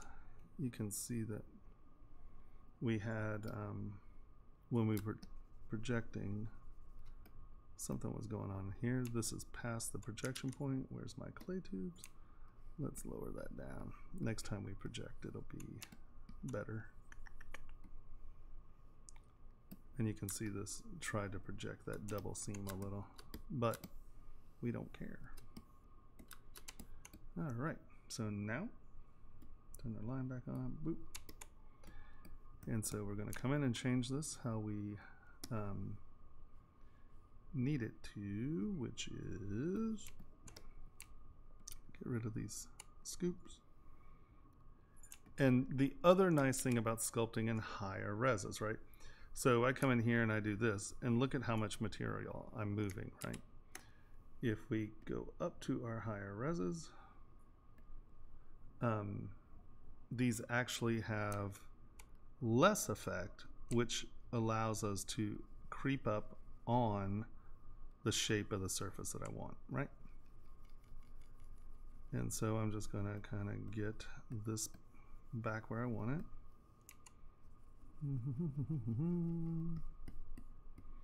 And I'm just kind of looking at the side a touch, and like I showed you earlier, I'm not really worried about this curve to be right. I just want it to be, hey Dave, how you doing, my brother? This is on Facebook, David Cocconi. He is my family. We've known each other for friggin' ever. One of my favorite people on the planet that I don't talk to enough. I'm a very crappy communicator, everyone.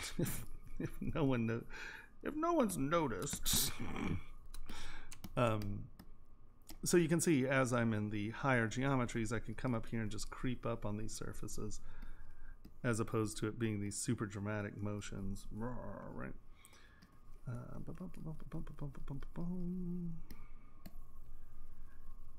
Also, I will fit these teeth to have a perfect, like I said, a perfect intersection edge here. We will, hold on, is this the one? Yeah. I will set up cutters like this. These are a little wide, but set up cutters like this, and then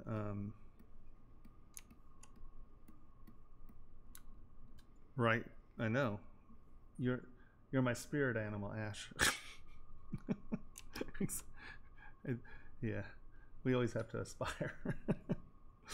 So yeah, so I've set these up as cutting planes, so everything will be related to one another correctly, but right now I'm just trying to get the new design on, and we're just gonna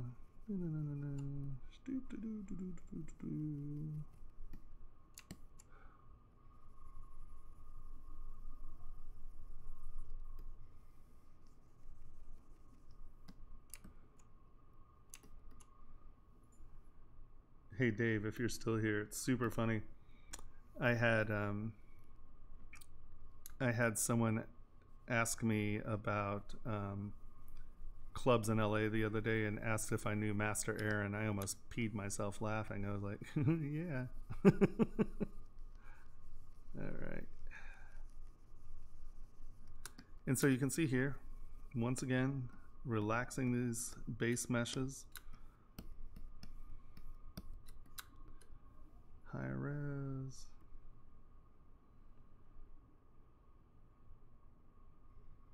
High res. And you can see that it removes those lumps.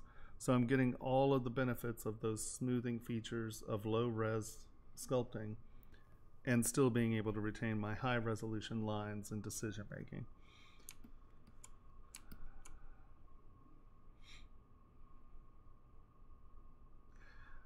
So I just learned this the other night. I guess that Dota is one of the hardest things in the world to make assets for. It has something to do with every character has different meshes or words. So there's, oh, here we go. So Much Monsters is actually streaming right now. Joe, this gentleman right here, So Much Monsters, Joe, he is the person to ask about the Dota character stuff, because he's been doing a lot of it. Super smart dude, really talented guy. So yeah, Joe, he's the man when it comes to that stuff. So I would suggest going over to his stream, and he streams a lot now, and ask him for some help with that, because from what I understand, like I tried to make some Dota stuff, but I just made the models, and I said I don't do anything but really sculpt. I'm not really interested in trying to, yeah, I don't UV. I'd rather print something than try to get a game asset or something. I'll sculpt it if someone wants to do all the other crap, but it's really not what I do. I really do stuff for manufacturing and printing. So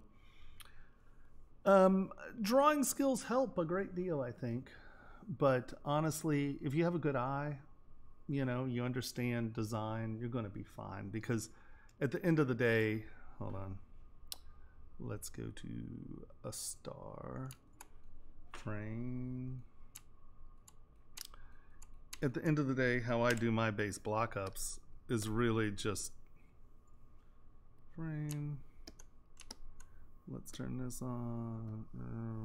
Other direction, other direction, other direction. I start with the cube. And, well, since we're going to do a person, let's get a line in here. I guess it needs a center line. No, not yet. Okay, so Z modeler. I am going to 99% of the time start exactly like this.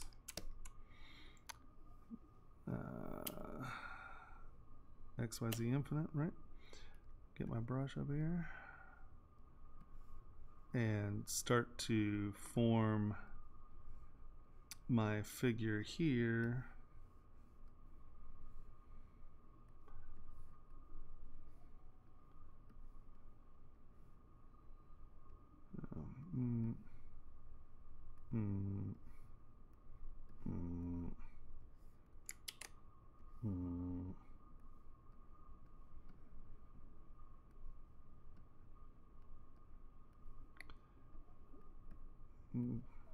Probably need another line here. Right, and I'll start just doing my block up this way, get arms in there, and just get a very simple rough block up done like this, and then divide it up and start sculpting. So, I mean, if you know how to make Lego figures, you can get base geometries easily. Also, don't forget that there are, where are they, Ash? Are they in Lightbox? Are they tools? Are they under mannequins? Where are mannequins? Oh, here, mannequins. So they have these Sphere Mannequins, and so you can start with these as base meshes for bodies if you're not, you know, super familiar with it, and you can run with this pretty easily, and they're superposable, and so, you know, I think you can, you know, you can get away with doing this from here and getting your base geometry and sculpting it out. Yeah, I don't really use this stuff. Every once in a while I use it if I just need to place a form really quickly. But once again, I like to have a quad model. This generates meshes as the base mesh. So I have to go through this whole process of remeshing to get my quads back. And it's just how I sculpt. So I don't tend to use the stuff that generates meshes as base block-up materials. But if I'm being really quick, I will often come in and use this as a pose, as a holder, and then go back, remesh, and, you know, do it differently. But yeah.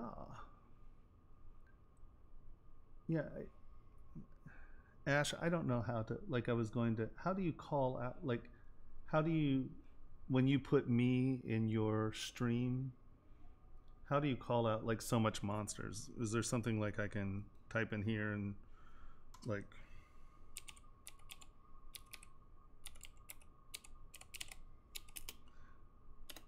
is it something that, like, how do you get the link in there?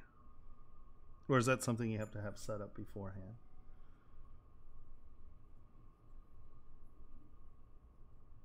Yeah, whatever. Oh, okay. So that's a bot command thing. All right.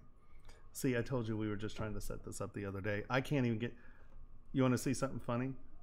So what should I be streaming right now, right? Look, we go to my channel, right? Shouldn't this be streaming this? Or hosting this?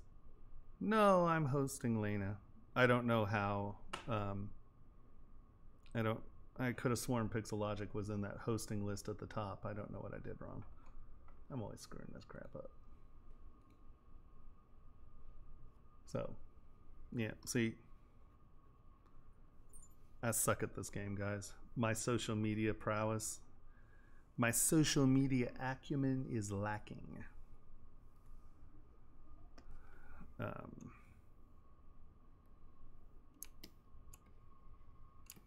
Well, there you go.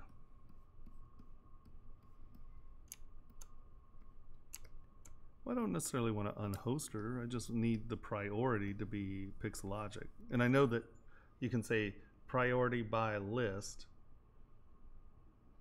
and it should pick the list, but it's not. I don't know. Go into my channel chat.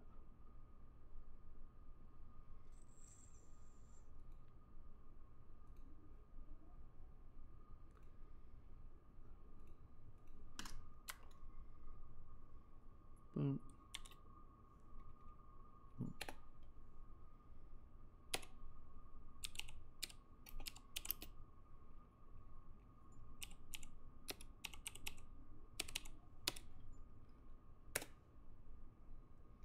Boom. You go, girl.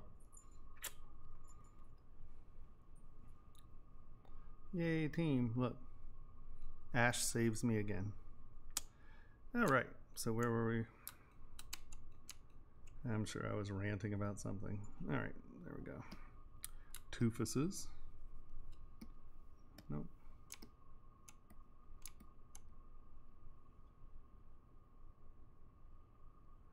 Oh. Oh. That's probably it. So it won't shift. Once it picks a host, it's not going to stop hosting until she's done. Well, see? Good to know. But now I know how to get around it. Host Pixelogic. It's painful. I'm such a ding-dong when it comes to this stuff.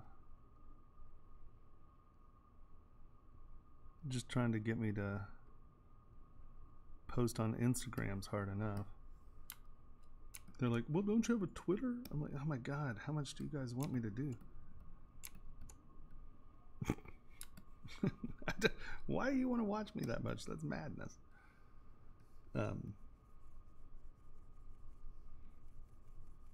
But no, we've really tried to set up my streaming page, so I'm going to start streaming more off of my page. I know I've been saying that for months, but it's happening. And Ash, you may be happy to hear this.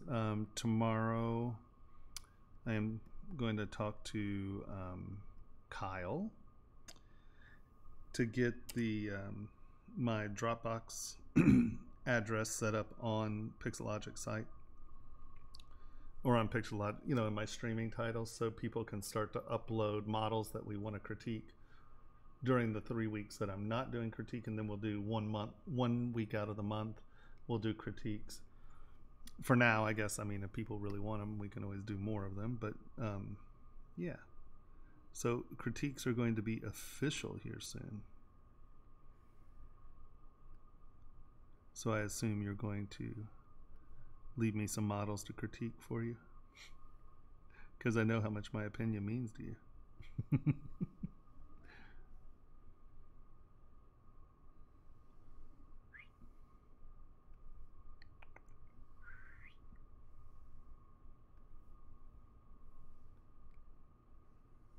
Well, I think that if we can get the Dropbox up, then, you know, people will see it in the stream descriptions, and then I think they'll be more inclined to participate if they can put that on at any time, you know, when they see it, not just when the stream is running. I think that we'll get a little bit more response out of that.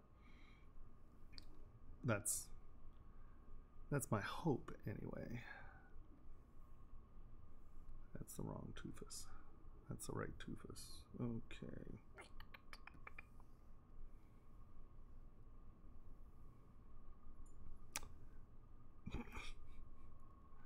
Critiques are not just explaining how wrong you are.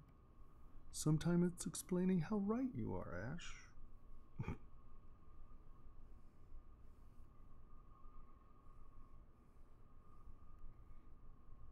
And you know my soft spot. Anything with slobber on it, I'm really down for it, you know.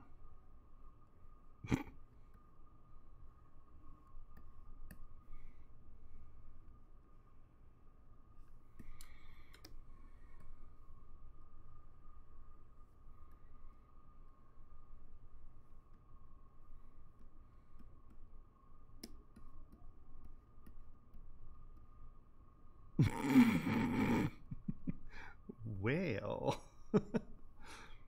I know a guy who runs a club. You'll be super happy at.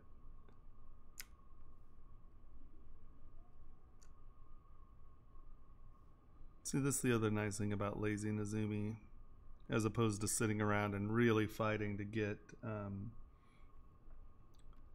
your frames lined up. It's much easier to get your tool lined up to you know, just make the tool the lining up process, not trying to get the subtool to, oh, here we go. I'm using indiscriminate words again. Getting lazy in the zoomy to line up with the lines as opposed to trying to squiggle around your subtool to get it to line up with 90 degrees. Yeah, that's what I meant to say.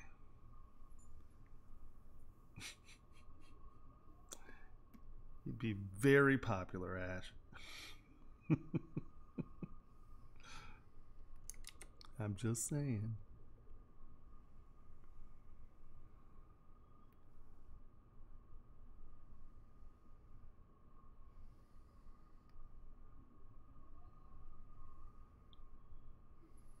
The other night, someone was paying attention to the ropes I have hanging over there, and they're like, "What is that for?" I was like, I can't talk about that." Really? You don't want to know right now? Probably, I can assure you.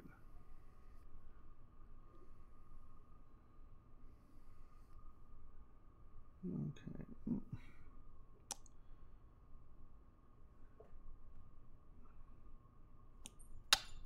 Goodbye, you absolute badass. If people don't know Ash, how do I...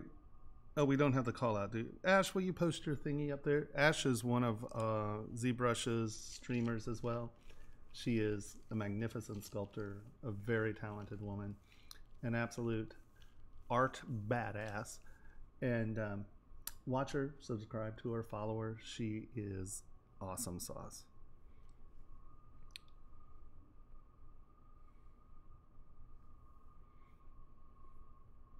There you go. She's badass.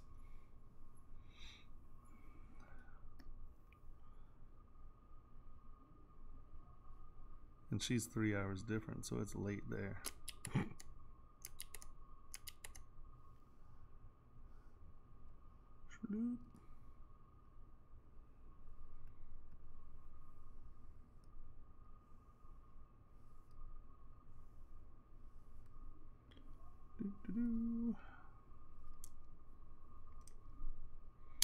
So for anyone who has joined us and didn't hear me say it, please feel free to ask any questions whatsoever about anything ZBrush. If I can answer it, I will. I'm here for you guys, not necessarily to complete my friend's teeth.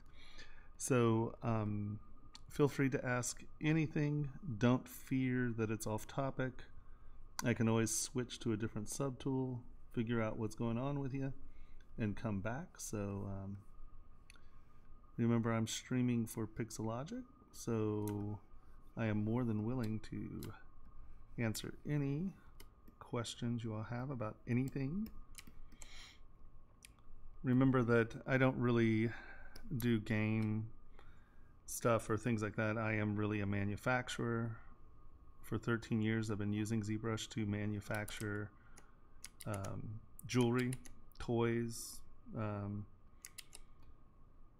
statuary, art, miniatures, you name it, I've made it. So, like I said, don't feel that anything is off topic. I just might not know, you know, like when people ask me about like posing and rigging and things, I don't know anything about that. But if you want to know about prepping models for print, casting, manufacturing, issues thereof, feel free to ask. Or if you just have any general ZBrush question at all, I've been using the program for a long time. I don't do UVs and like baking textures and stuff like that. I don't know much about that. But I'm more than willing to help you try to figure it out.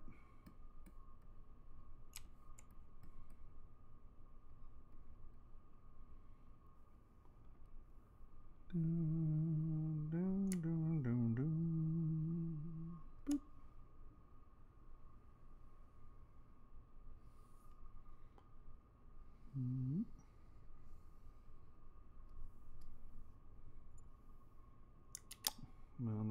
didn't look right. Wrong brush. Boop.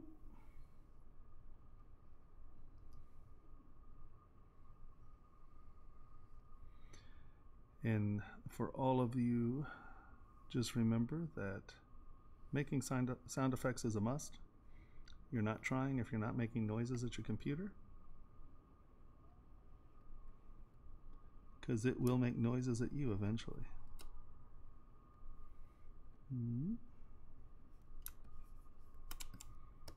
Right. So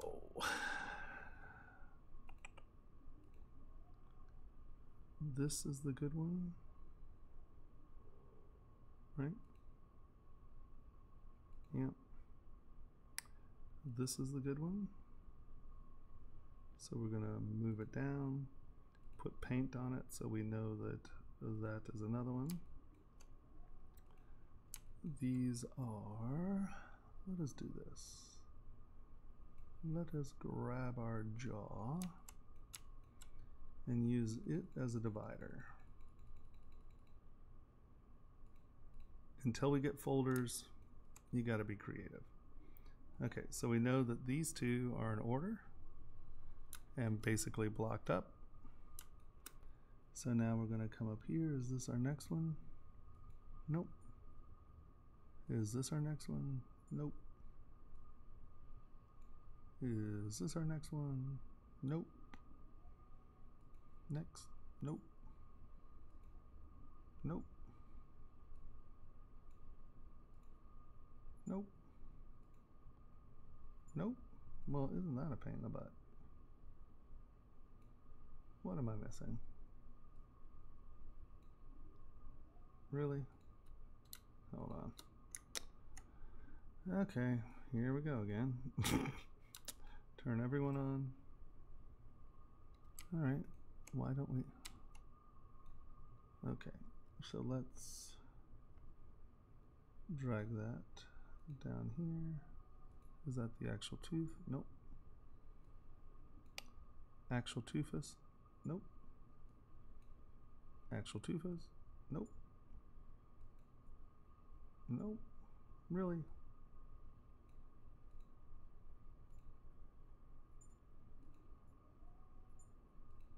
Wow, now isn't that interesting? I have no idea where that tooth is.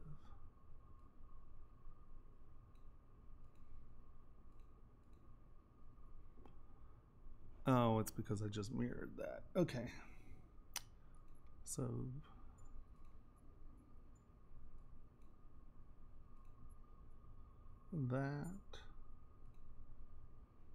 that makes no sense at all.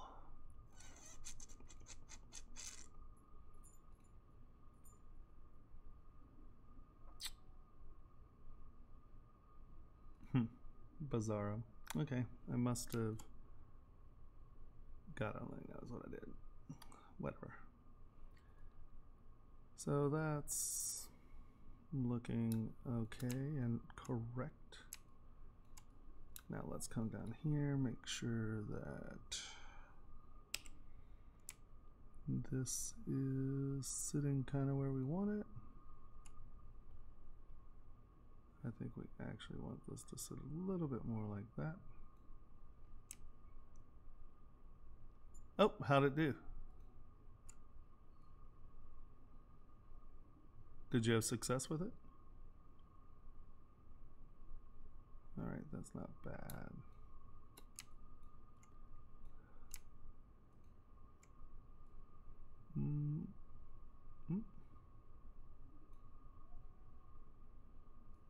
Do you have pictures?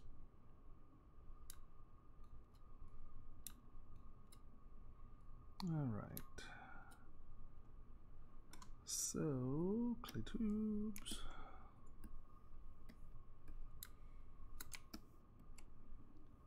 Let's make this our little flat chomping surface.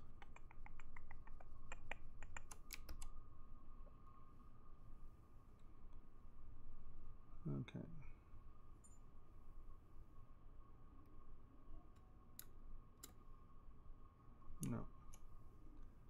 I want you. There we go. We need to hide all this crap. We have you. And then we have you, right? Yep. Okay. Bump, ba-dump.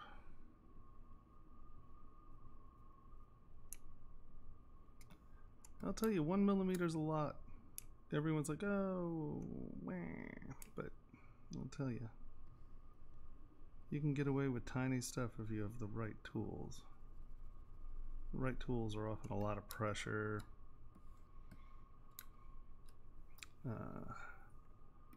Let's trim front. Let's see what this looks like flat. Is this the wrong angle?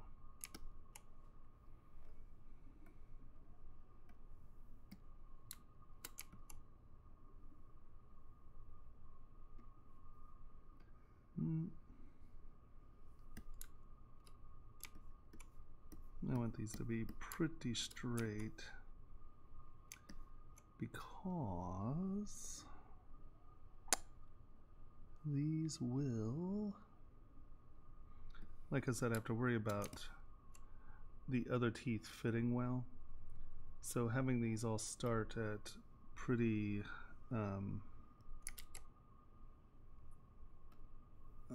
that was the wrong thing altogether.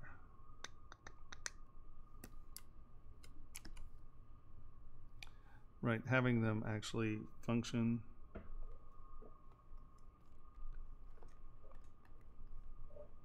You have a centrifugal?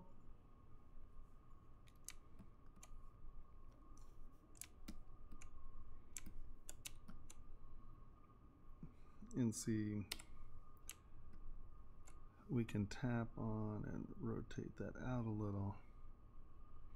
So did you notice that? I don't know if, so we know that this is, you can see that I've rotated this around. It's not actually fitting the stub well, but I'm not really worried about that right now. I really need these to look right, and then I'll make them fit.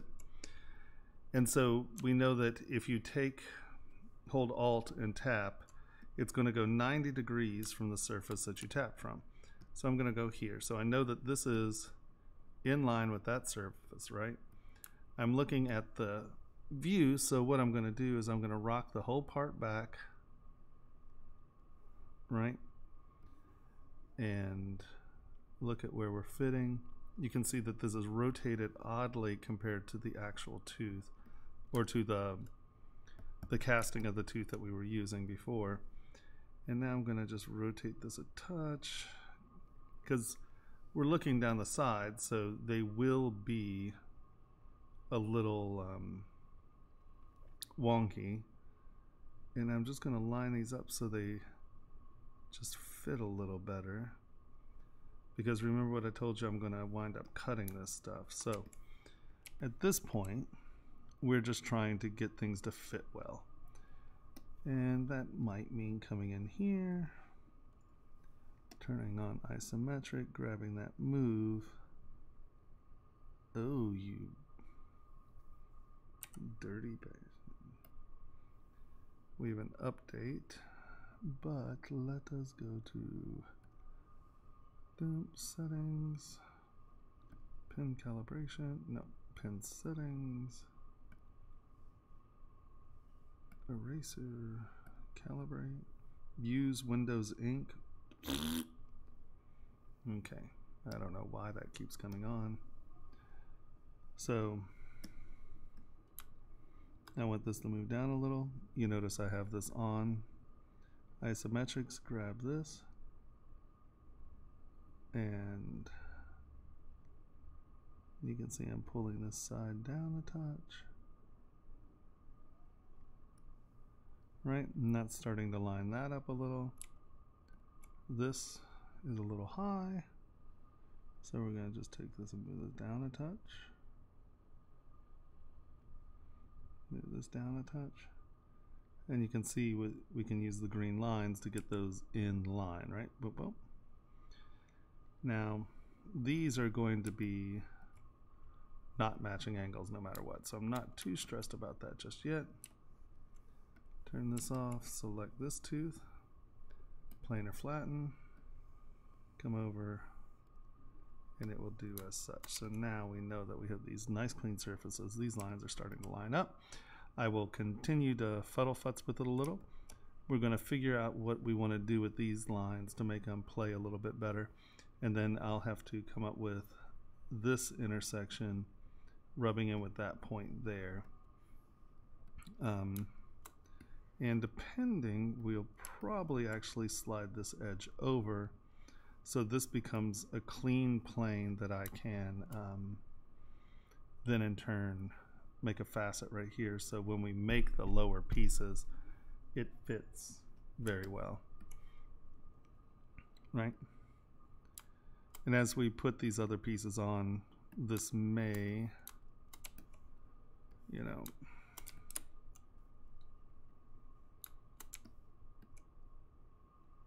is this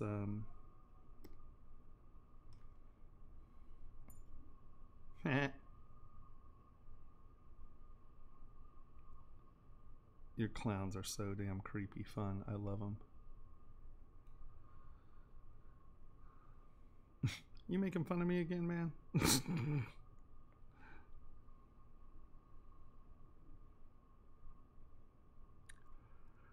Super fun stuff, my friend. Sorry, got all yawny. These are great.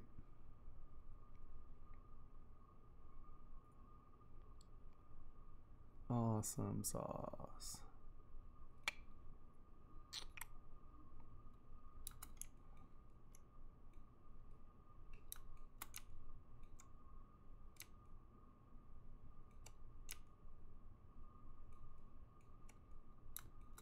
I mean, I think this is close enough to work with. Let's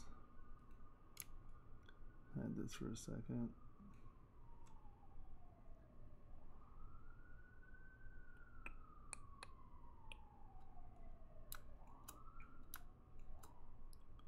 Yeah, I think that's as close as we're going to get for right now. Okay, as long as they wind up being a straight line visually, we're going to be good. Alrighty. And once again, if you notice, I'm not being super picky about this. I'm just trying to get everyone in the right place, and then we can really fine-tune this stuff. And I think that that's an important thing to wrap your head around.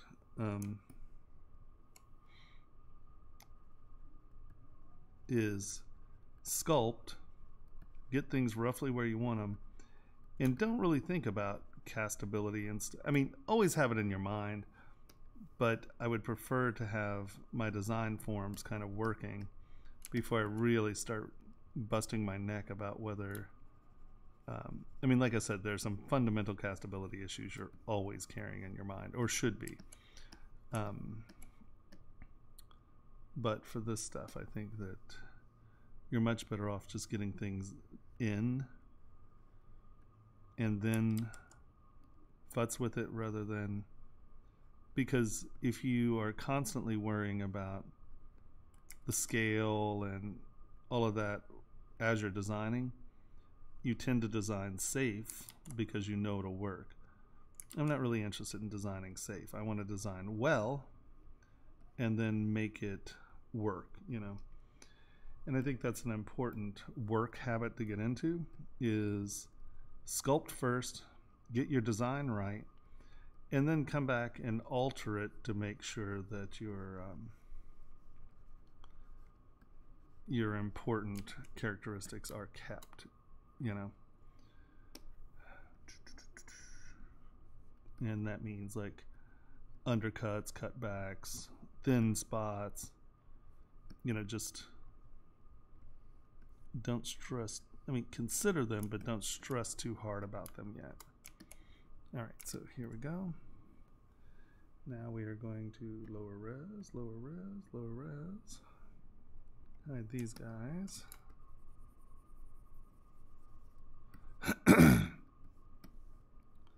Oh, my throat is thrashed. I'm sorry, guys, if I'm hugging and chooking.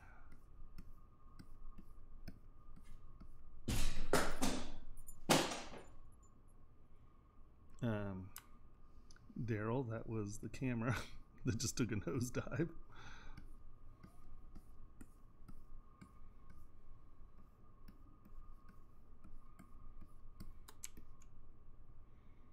Okay. W. Get our lazy Nazumi sorted out. What is? It's getting close.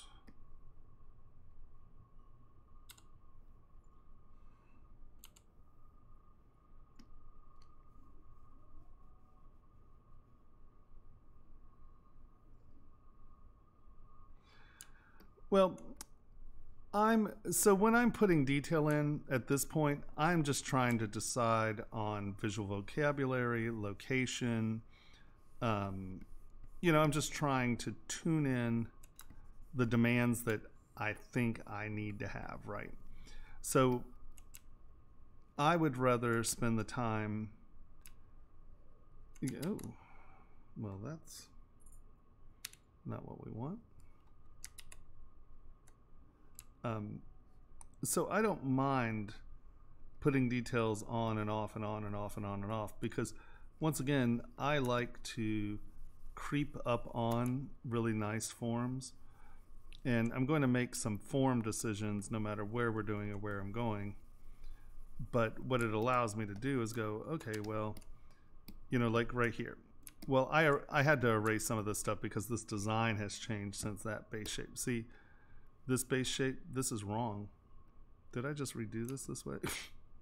Oh no, this is right. No, Jesus.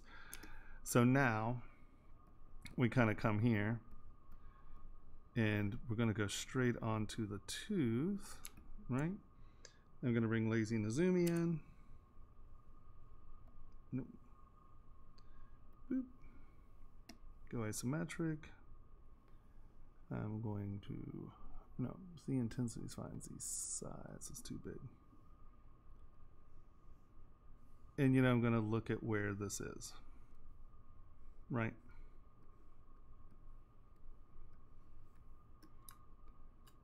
And these are roughly on the same track. I'm going to line this up here, right? And then that allows me to come over here, and that I now know that that line's there. When we cut things back and in, I'll know to cut back there, that center of that, we'll put that there. And see, this is why I go to see how messy these edges are. That's why I prefer to work in the higher res, right? And it allows me to be really specific where I'm putting my details and my lines and my fundamental forms, right? I can make sure that's in the right place, and there you go. It's now even, right? This is a much bigger brush, so I just have to be careful. There we go. And then put this in. Put that in. Put that in. That in. Come on. Uh-oh. Don't do it.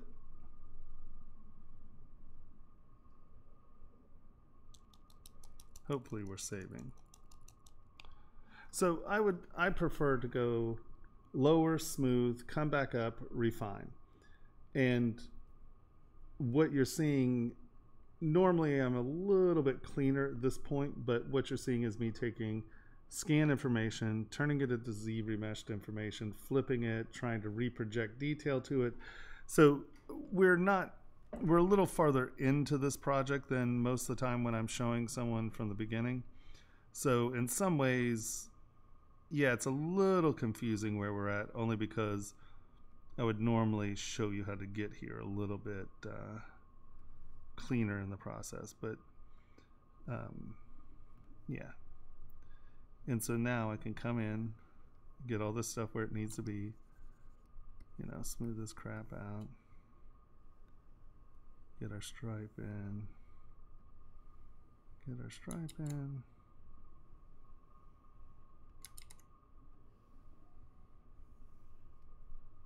Mm-hmm. Mm-hmm. Mm-hmm. Mm-hmm.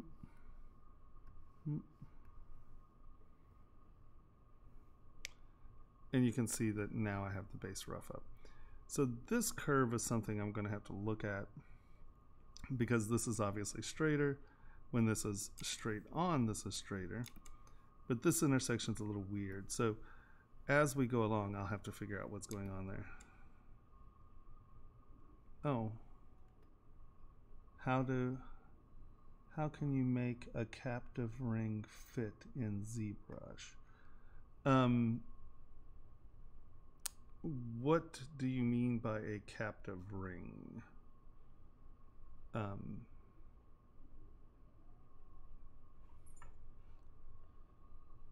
mean, any ring? Is there a specificity of all right, Oil, thanks a lot. Your stuff's looking good, man. Okay, let's just do captive ring.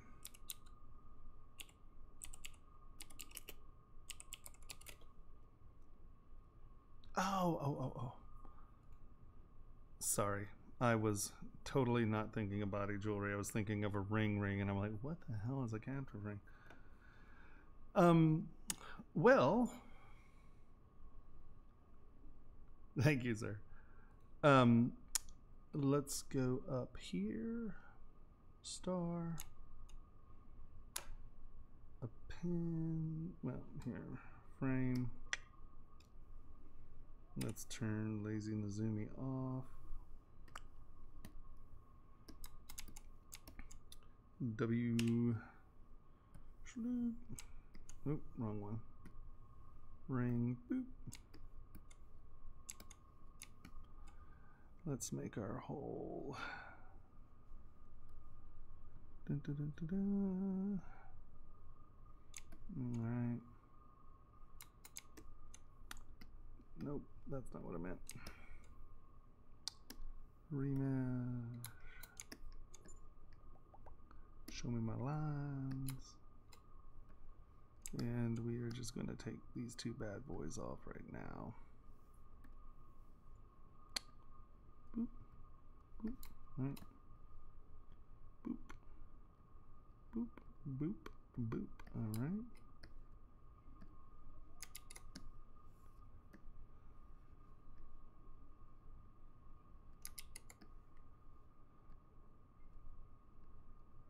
No. Just work. Why you gotta be like that? What are we missing here? Do I need another line?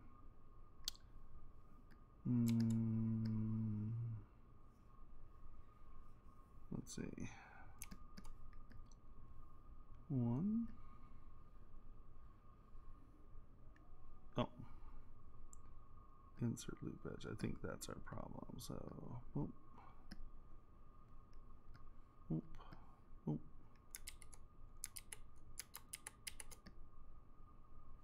That should have worked fine. Why is it being like that?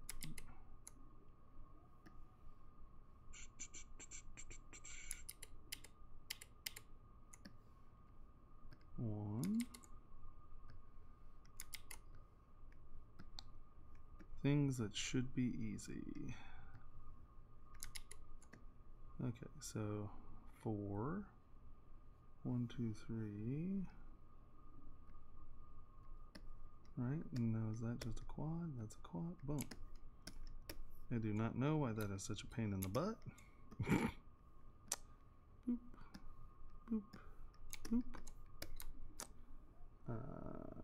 Divide, divide, divide, divide, divide. W.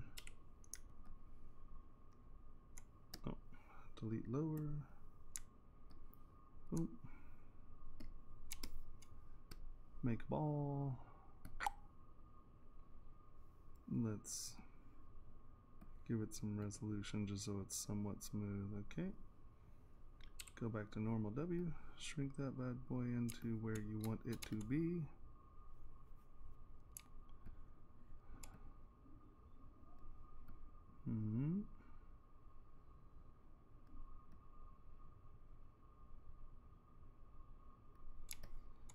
Right, we'll probably make that a little bigger.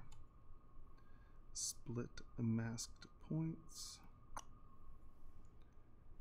Let us hide this guy. Come back down here. Give us our ball again.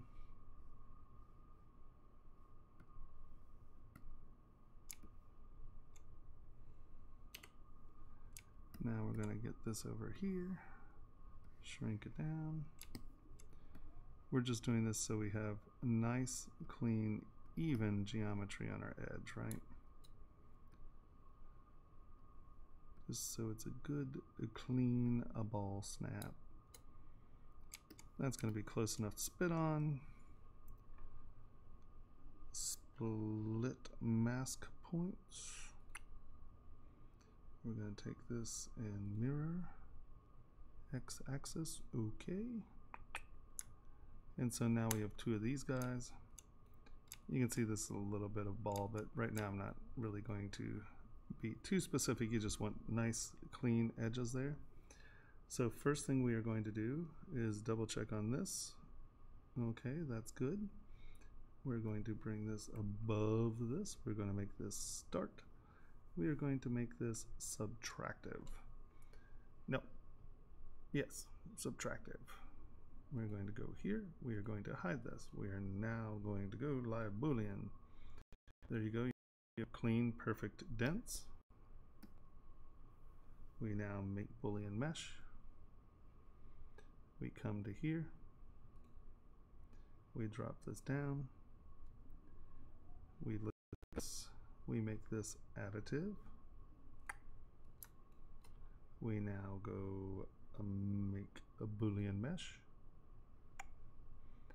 We come here, we append this guy, and so now you have two perfect sockets that are made expressly for those two ball ends, right? And so that, and I cut the holes deeper because this is a thin wire, so this will bend easily. So is that hold on, where solar waves, is this sort of what you were asking about? Hopefully. Did that answer that question?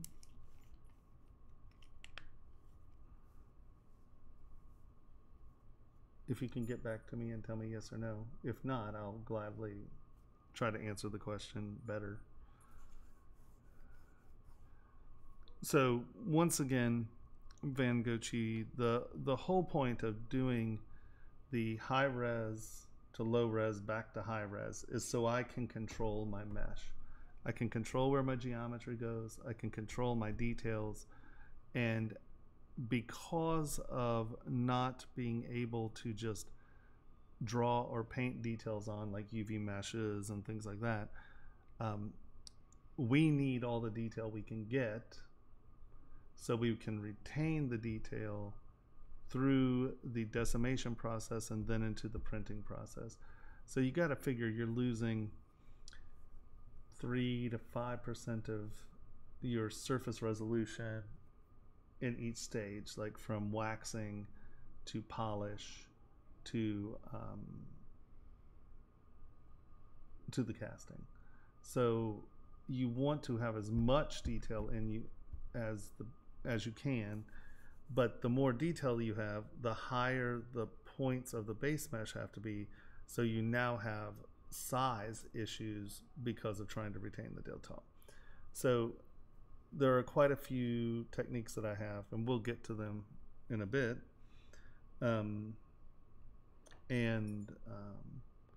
It's just really important to be able to control your mesh, relax it, and have the details you need. And yeah, I do it this way. Did that answer that question, maybe? Boop. Oh god, sorry.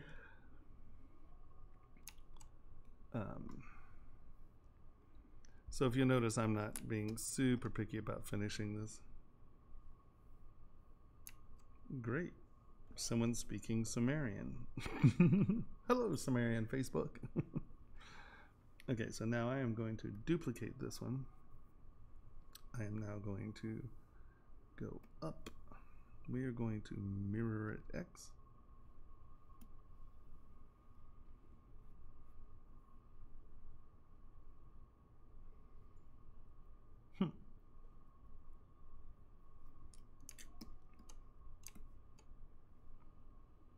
That's fine.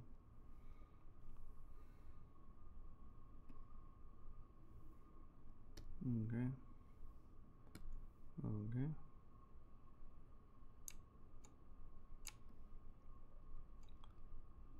Come on, you can do it.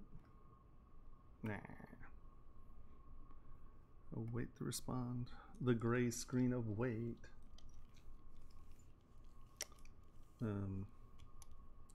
Yeah. Once again, not in English, my friend. I don't understand.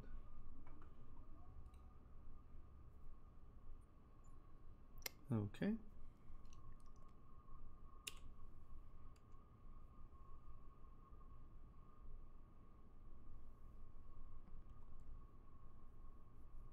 Come on, you.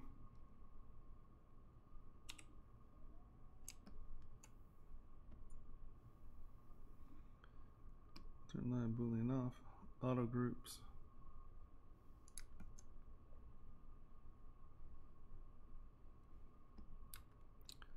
Turn this off. Oh, here, we need this. Turn lines off. W.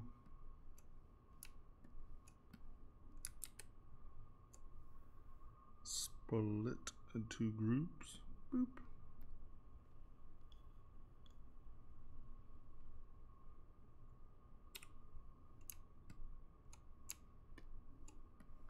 Shloop. Now, as you notice, or I hope you notice, these are not straight on one another, which allows us to start to sort this stuff out. But if you'll notice up here, I have a lot of gap in here. We're going to have to rotate that a little bit. And we have a lot of gap here, so this has got to push back. So we have meat around the surfaces.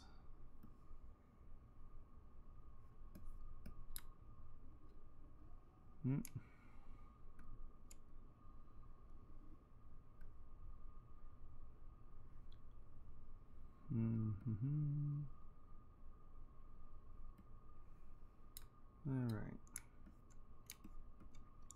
So now you can see we have some squeeze overlap here.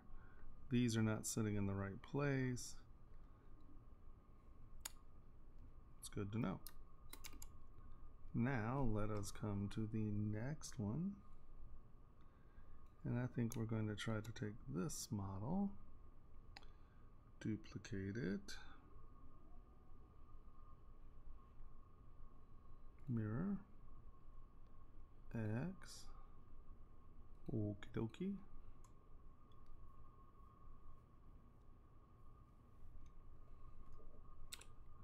W, oh, it's thinking. So I hope that answered your questions, guys. Anyone, feel free to ask me questions. If you ask them in Sumerian, I can't answer them.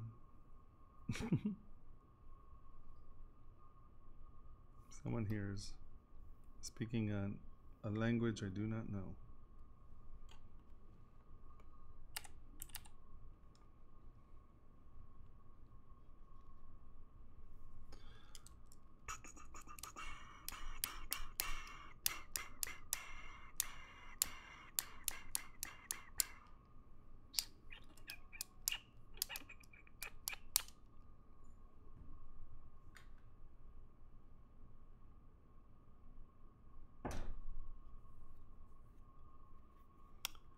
Oh, it's taking its sweet old time.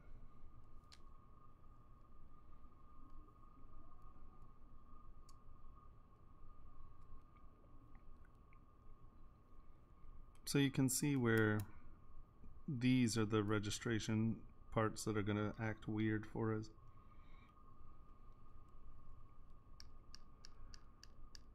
So as soon as this does this, why? Come on, you. What are you reconstructing?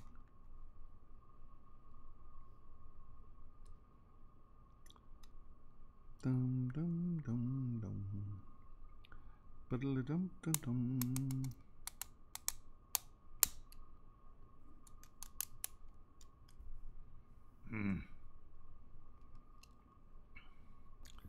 Okay, well, while this is thinking, I am going to do this.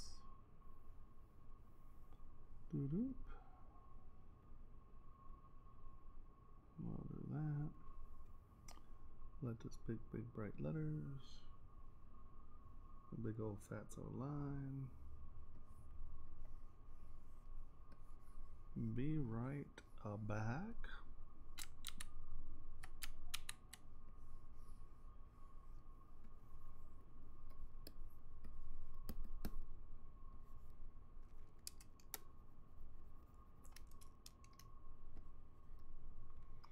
I'll be right back. Give me 5 minutes. I've got to go look and see if that camera blew up when it hit the ground and replace my water. So don't run away. I will be right back and we will continue on with teeth and other fun stuff.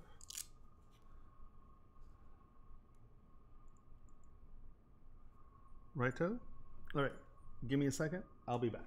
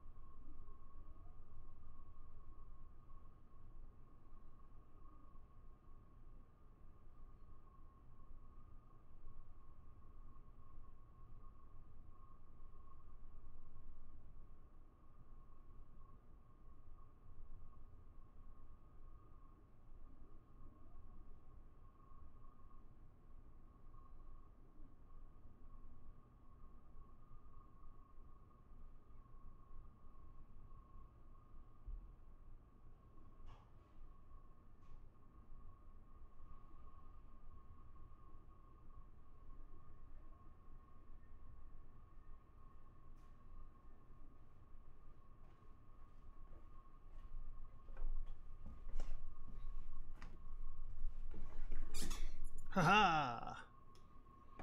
Wow, we lost 10 people.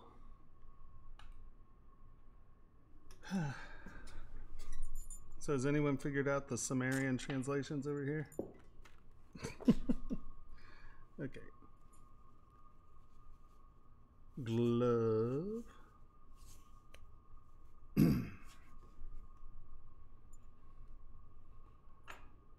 Let us hide this.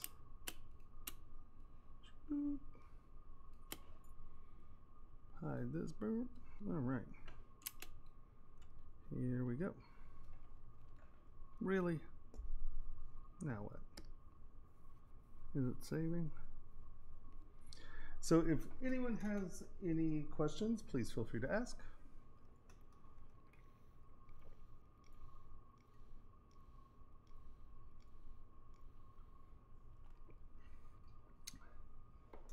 Man, baby bottle is very important.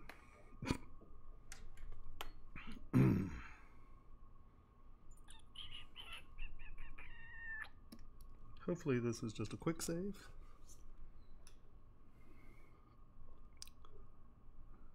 This is a big model. I think right now we're at 63 million on this tool, so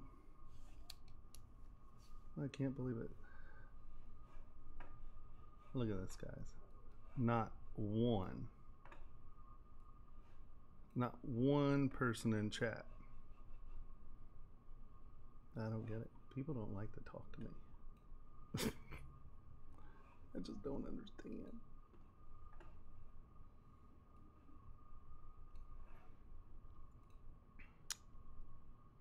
Come on. You can do it.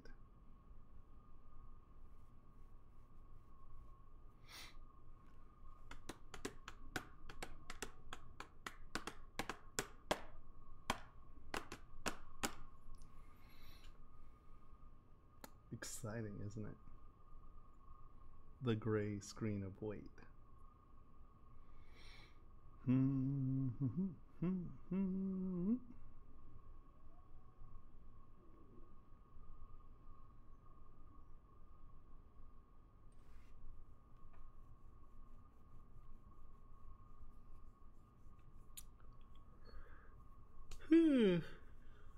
We'll give it a few more minutes.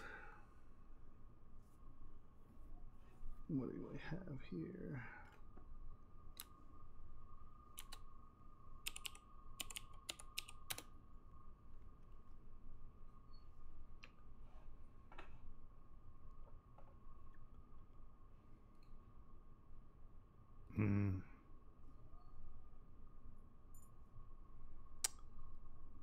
Ah, yes.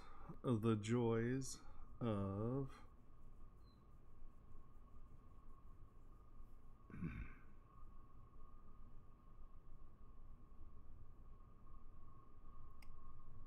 when was the last quick save? This is the question. I think it's just quick saving, honestly. But it's 63 million polys in this one subtool. Or in this one tool.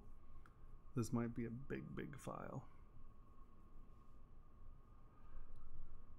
Or it might just be eating it.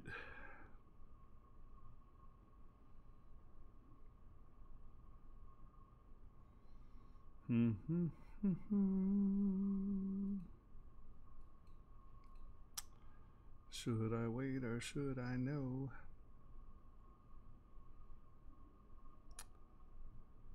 Alright, we're gonna screw it. We'll just go from wherever we last quick save. Fine. For all of those who get stressed out about crashing, just save a lot. Don't stress about it. I crash all the time. But that's not because of ZBrush is like instability. It's because I really abuse my program. Yeah. Never got back to me. I wonder if I was just so long that they thought I didn't. 22:14. 22:23. I guess it was 14 minutes. Asked a question and ran away. Look at that. Okie doke. Let us go to. Oh crap. Oh no, here, let's go here. I was like, damn, I went back a long way. But it didn't.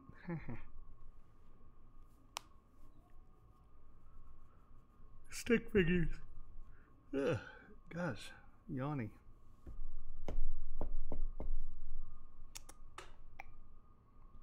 Boop. Ah, crappus. Oh well.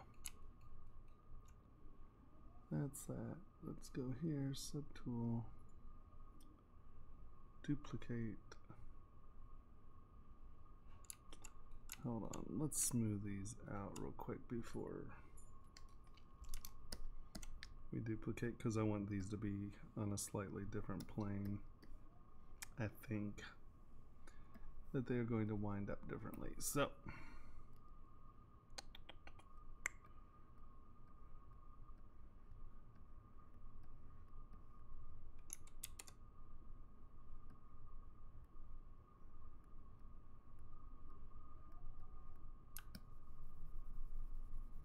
okay. And here's the big reason for making sure to always go back to those subtools is I want to make a big change here. And it's just so much easier to do in the lower resolution.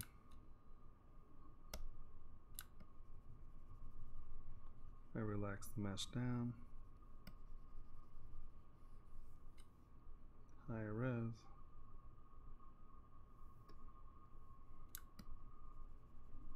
Smoothing it out. Higher res.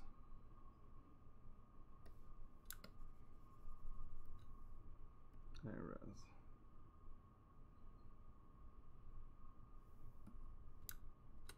Right. Because I think we're going to change some of these curves here soon. But come back to here. Hit Alt, tap the guy.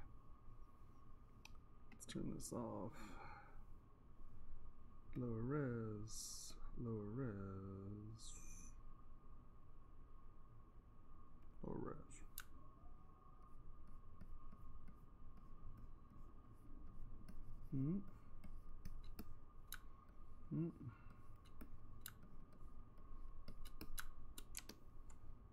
Higher res.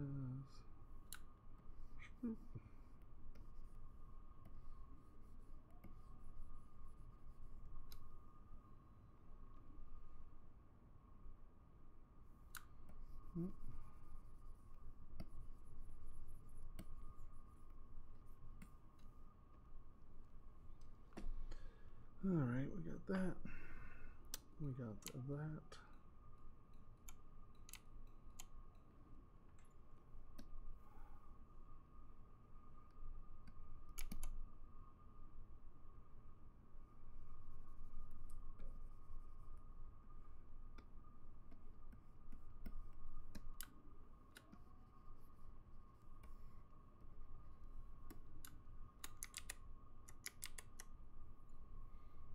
Slide. Let's push this over so these intersect. Once again, I'm going to redefine this intersection at some point. Right now, I just want them to be touching.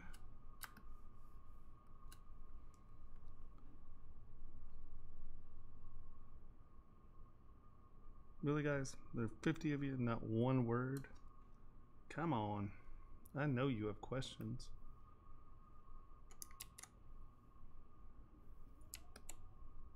I know it.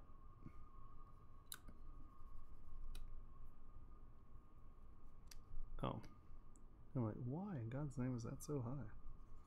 We restarted, that's why.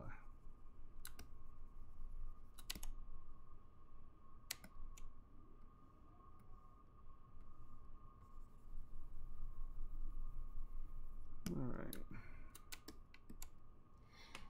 So now let us take you and duplicate you and put you in the right order and then mirror you Okie dokie.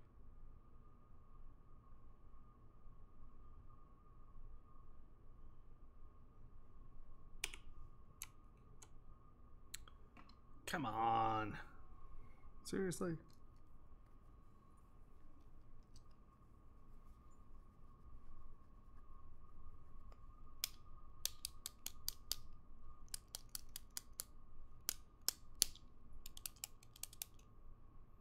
There we go.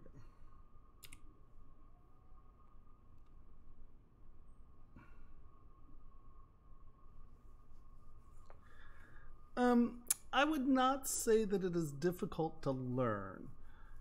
What I would say is that learning the interface is tricky because it's very different than most other like 3D software programs. It's not necessarily intuitive because ZBrush started out as a 2.5D program, and then like what it is now was never the intention of the program. So as it grew, it changed dramatically, but they also wanted to support the people who used it in the original way.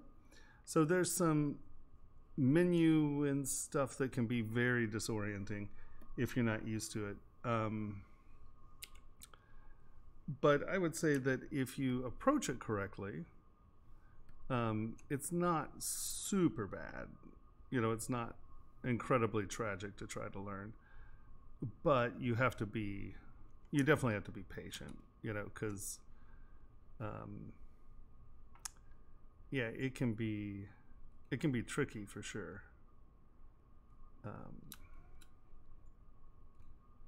But no, I think the other thing about learning is that there are a billion horrible videos on the internet, and making sure you get a very solid foundation in your fundamental core ideas is incredibly important. So that means making sure that the tutorials and stuff you watch are high quality and are actually answering realistic solutions to the problems you're looking for. Because some people, I have no idea how they're making or why they're making videos, because it's just like, holy Hannah, man, that ain't got nothing to do with, you know, this thing that you're saying that you're teaching. So I would say be kind of careful about the videos you choose. You know, ask people who are involved in the community for a long time, I think is going to be your best bet to be able to figure out the people to learn from. I would say anything on the Pixelogic site is good stuff. It's clean, concise. Joseph Durst. Oh my God! Why did all my drives decide to? All right, enough. So I would say that anything on the Pixelogic education page is going to be good information. Anything by Joseph Durst, Paul Galbery, anybody on that here. There's this. God,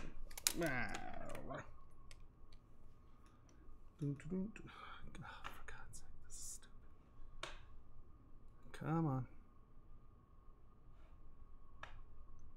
I have like 40 terabytes of drives, and when it glitches like this, it's all these independent drives, and they, what do you want to do with that? I want you to stop doing anything with that is what I want you to do.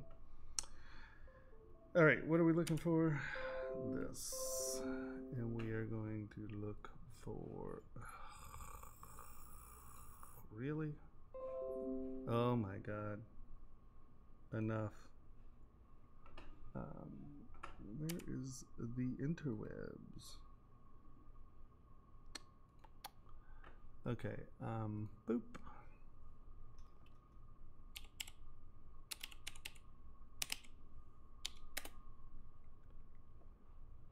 Oops. There you go. Pixelogic. Alright. If you come over here to get help. Oh my gosh. Come over here to get help. download some. Oh no, actually that's, sorry, my bad. Learn ZBrush. Free ZBrush classrooms.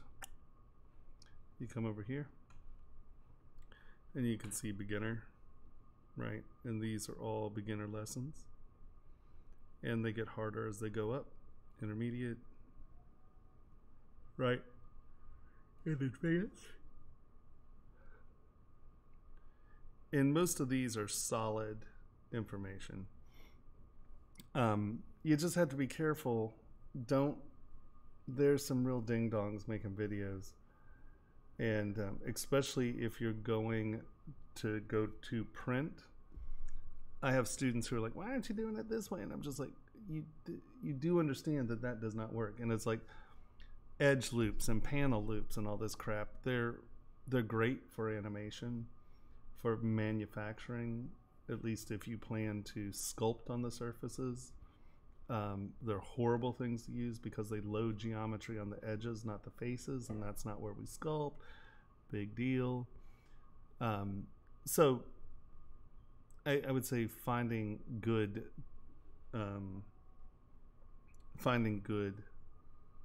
tutorials is a big damn deal, and I think this is a good start here on pixelogic.com. Boom. Let's bring this back up.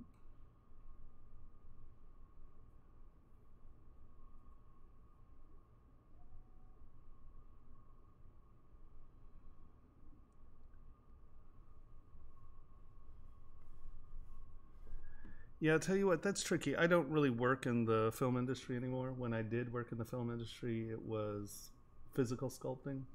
So these are all new concepts, you know, compared to when I worked. And that's also why I took up ZBrush. I sort of saw it becoming the future. So I would say, can you be an animator and a concept artist at the same time?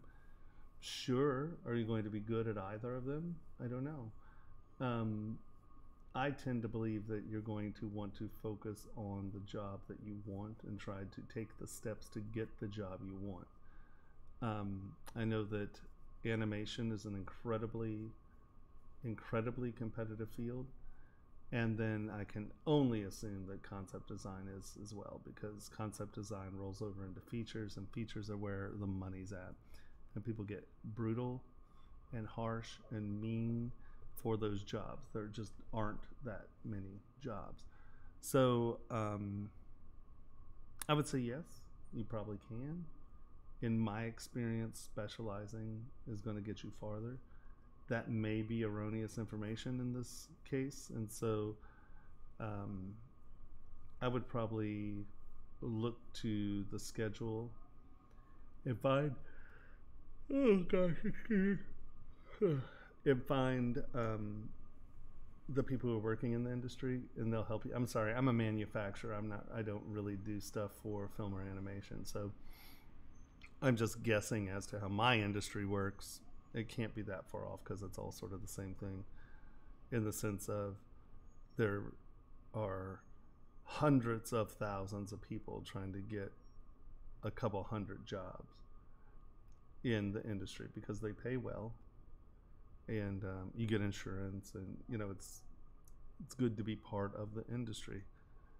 But because of that, it's going to be tricky to get the jobs. I cannot believe you.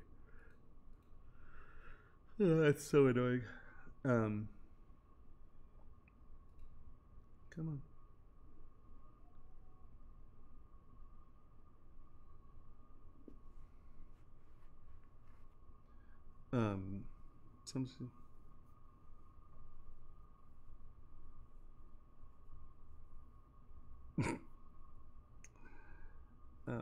Yeah, so once again, you know, it's tricky, and the key is, there is no set thing that says how long it'll take you to get someplace, or because we all have different skill sets, and we're at different levels of craft, I guess. So it's tricky to put a number on it, like, oh, within 2 years you should be blah blah blah, because once again, it's about the availability of the jobs. I just remember in the film industry, sculpting was incredibly competitive. We had a very small union. I think we only had 200 sculptors and plasterers. And yeah, and you know, a handful of us worked all year round, all the time. And then everyone else had to hustle and shovel for it. So, you know, those were insanely competitive jobs. And I can only assume that these are as well. So, end of the day, keep working until you're good at it, you know. Have a strong portfolio. And don't look at it as oh, I should be art directing in 2 years, or I need to be blah, blah, blah. You know, get out there, get into the work, see where you stand. And if you don't stand at the top of the heap, every day when you get home, work, sculpt, work, you know, until you're good at what you do. Because the second you're good at what you do, well, you're good at what you do, and your chances are going to be much better to get work. Hi, Rip Spoke. How are you today? What are you doing? Oh my goodness gracious, this is being laggy. Alright. Let's skew that over a touch. Can't be done.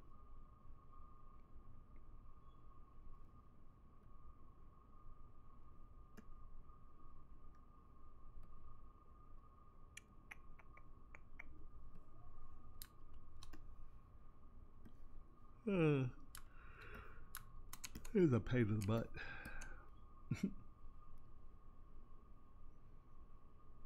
How are you doing tonight, Rip Spoke? Or this morning, or whatever it may be, wherever you are.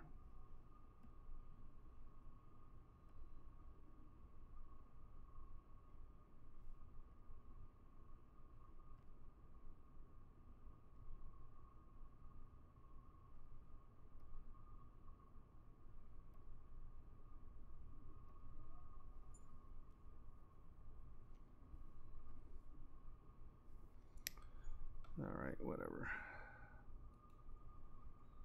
These are the same. Delete. I think. Okay. So now we're going to take this guy. We're going to duplicate him. We're going to mirror it. Yeah, who you know is a big deal.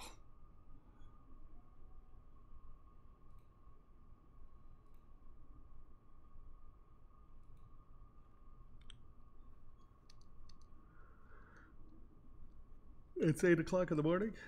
It is almost, well, it's 5 after 11 here. So I worked in Local 755 in the film industry. We were, well, are an OPCMIA. We're not Teamsters. We were operational plasters, mold makers, and sculptors. And it was OPCMIA. I can't remember exactly what it was, but we were a tiny union, and it gave us a lot of clout, actually, because we were one of the few unions. They ran a test or a survey or whatever, and we were one of the few unions where we got paid less or got paid more outside of the union than inside of the union. Like plasterers would get paid much more inside the union than they would freelance. Carpenters get paid much more in the union than they did in freelance, and we as independent sculptors got paid less in the union than we would in freelance. I demanded much more money freelance than in the union, but in the union we got health benefits and blah blah blah. So I mean, it was worth being in the union without a doubt. But yeah, it was oh my God, what are you doing? This is starting to become a bore. There's no reason that this is doing this. It's like little crabby pants tonight. Maybe I need to reboot my machine one of these days. So yeah, I worked as a physical sculptor, not a CAD sculptor, in the union for, I think it was like 15, 16 years, something like that. Yeah. Oh, if you crash, I'm gonna be so pissed.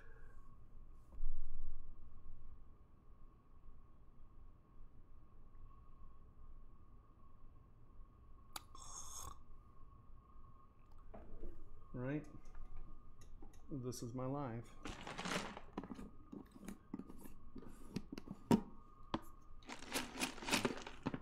I guess I'll eat some granola.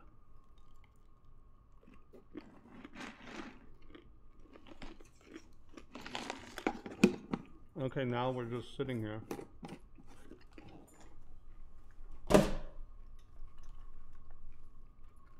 I don't know. It was doing fine. All I did was flip the damn thing.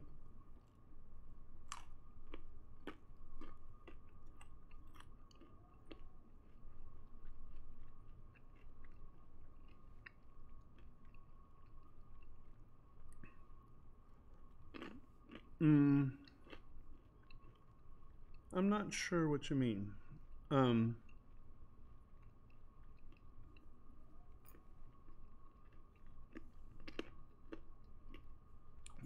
Why? What's the reason for having a set of divisions?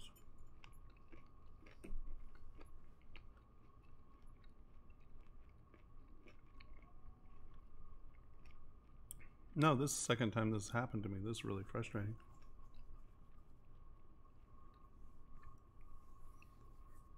Well, sure, but my PC's a beast. But yes, upgrading my PC would help. I don't know if this is, this could just be a mesh error. I mean, this model's only 74 million polys. It's not that bad.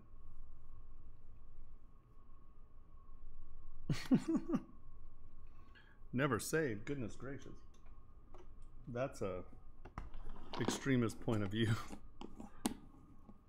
Unfortunately, I have to save.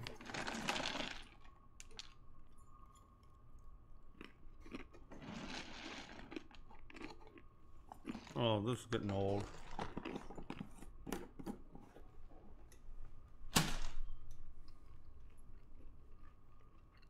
Come on.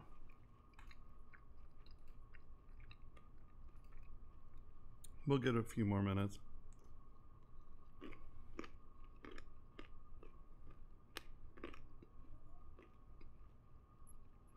Old, old, old, old, old. Come on. Oh, I'm not going to reboot. I'll reboot the software, but rebooting my machine takes forever.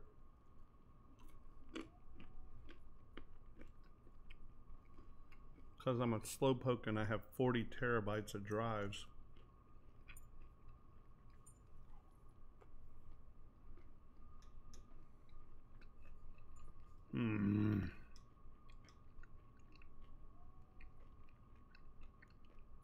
I have an SSD for my C drive.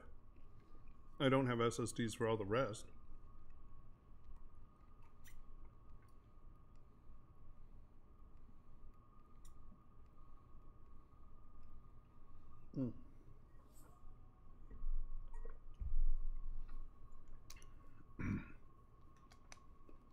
Oh, you're killing me.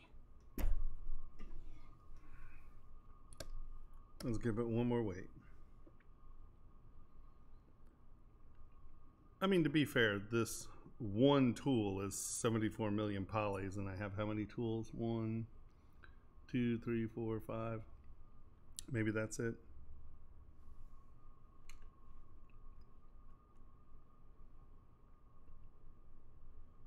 Initialize or find a primitive with the right poly count.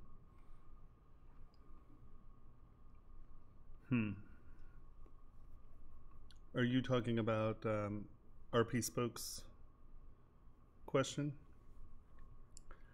Once again, it completely depends on what you're talking about. I mean, if you're talking about doing a small form, that you're going to use ZModeler to build a structure and then subdivide it.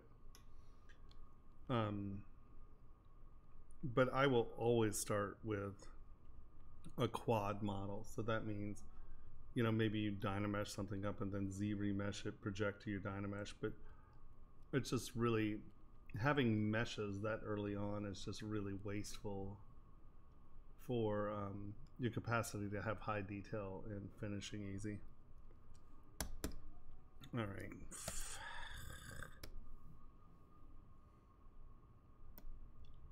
Boring.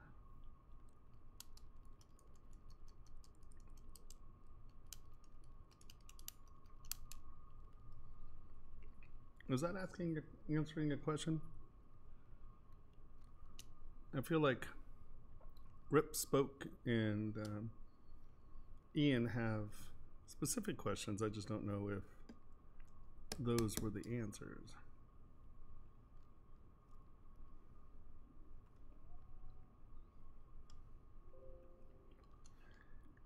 Yep. Yeah, I know. Trust me, I know.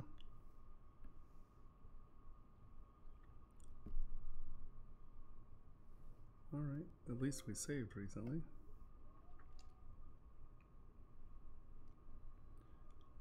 When I bring a cylinder and transform off the gizmo, it seems my division is set.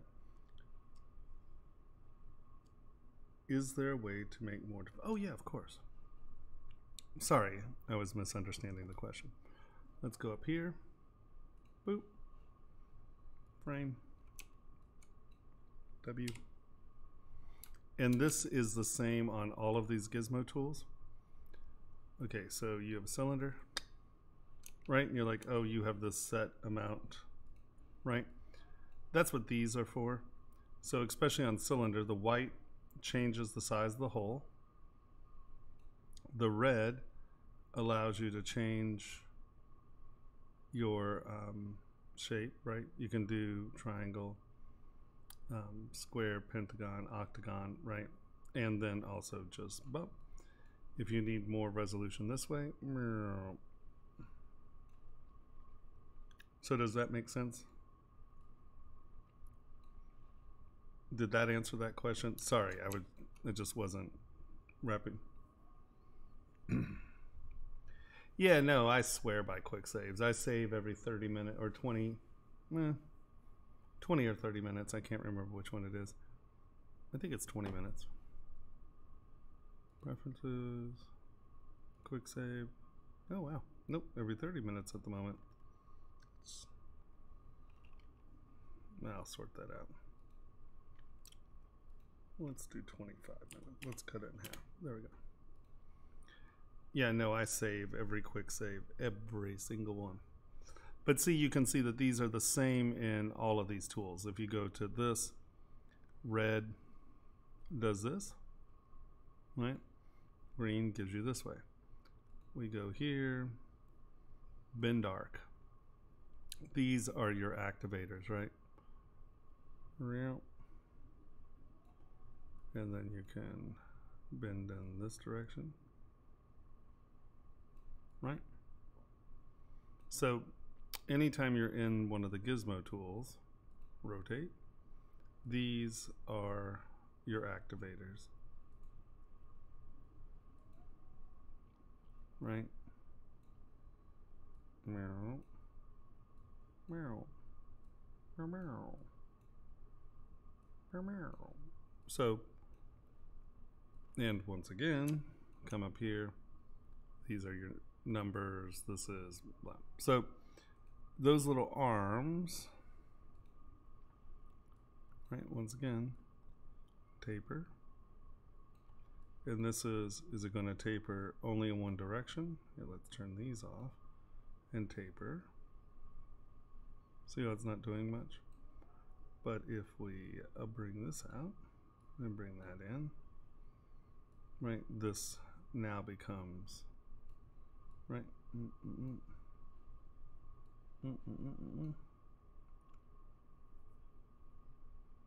Really? You don't get that?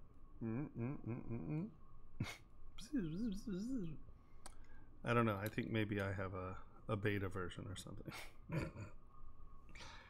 As I said, if you're not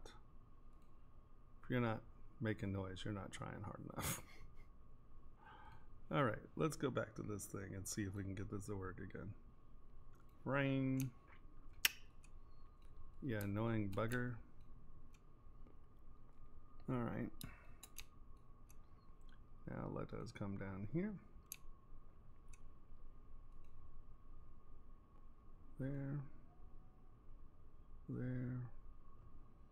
I'm just gonna delete that. Right. So everybody, 1, 2, 3. 1, 2, 3. This is the one we want to flip.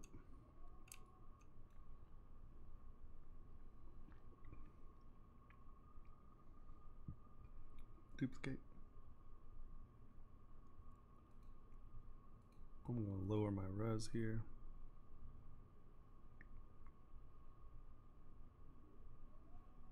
Let's see if this will do it. Cancel. Quick save.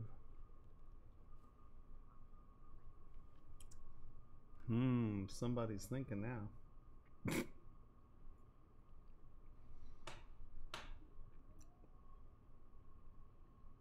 Mirror.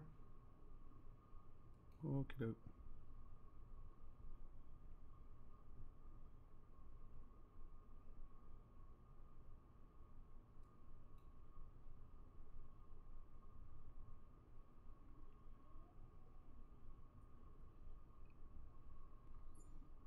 You see how this plays out? Maybe it just does not like this. What the hell is... I do not know why it does not like that. That's annoying. Yeah, mine's about...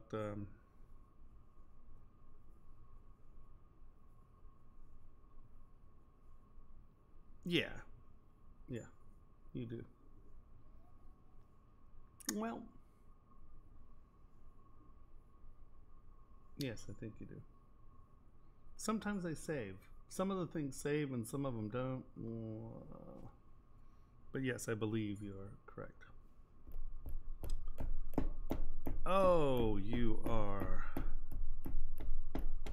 I don't even know what that's about. I'm not gonna wait. Pissing me off.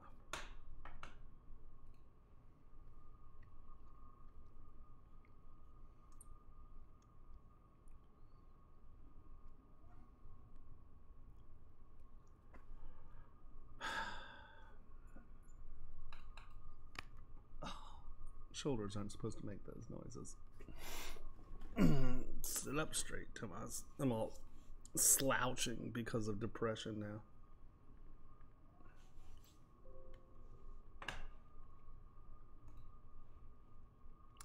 Say it isn't so.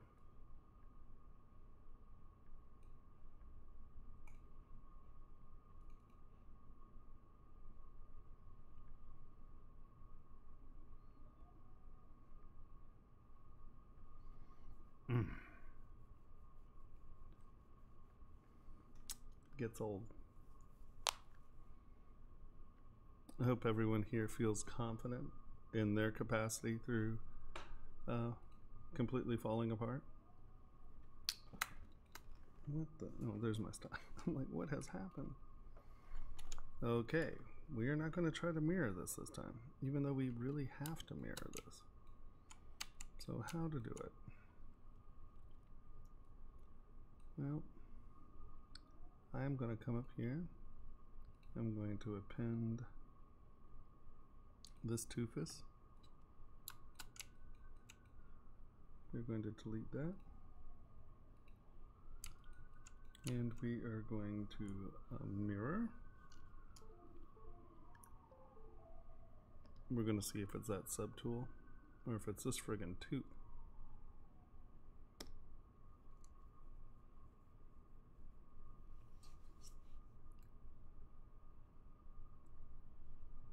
Okay, we made it that far.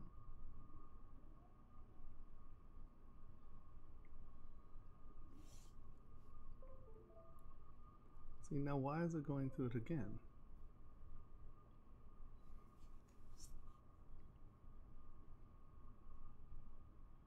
It's 11 million polys, who cares? It's nothing.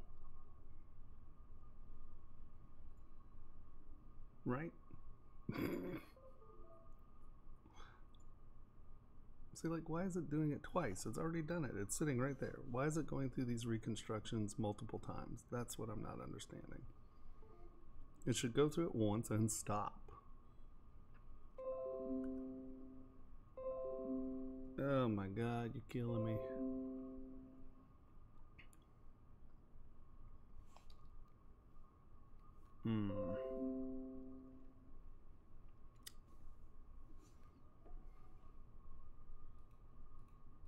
Hate you. See, there's no reason in the world that it's doing that. What in the living hajibus is going on?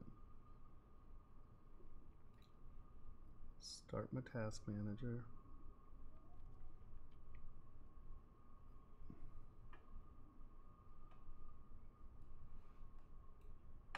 See, there's no reason. It's not even dinging our CPU, but see that red spike?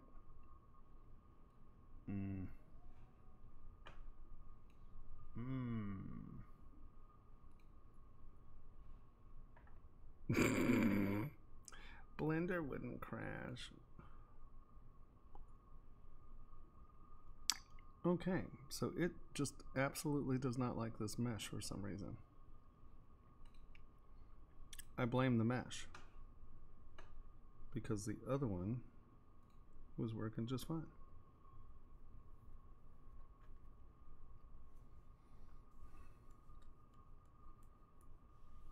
See this? Full of joy.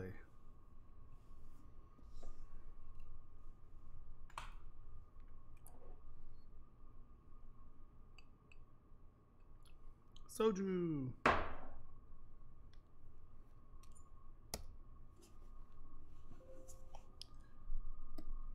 I know it's super exciting to watch me crash, isn't it?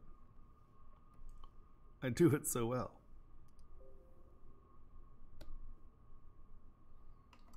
Okay, so there's something weird with this mesh, obviously.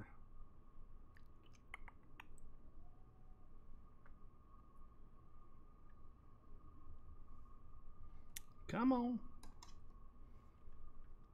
You can do it. All right, let's try this. Append.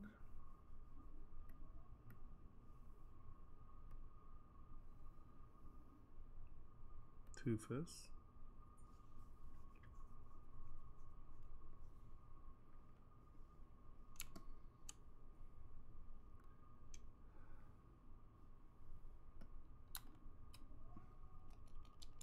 Now see, isn't that interesting? Let's go back to here. We are going to lower this resolution.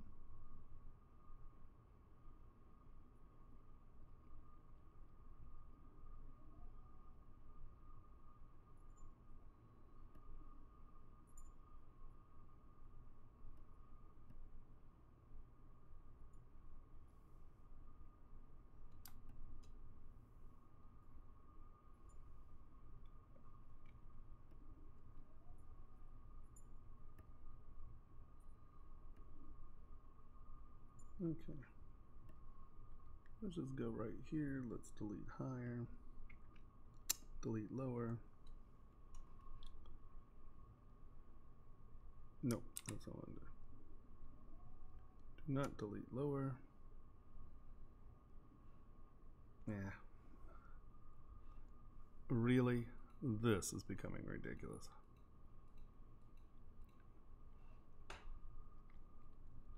Where's my Toofus? Append. Append the Toofus.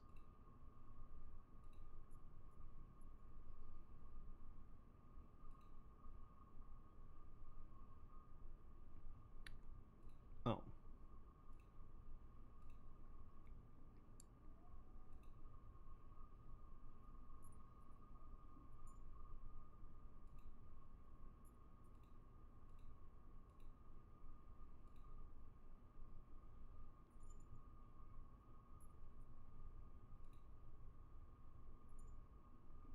higher.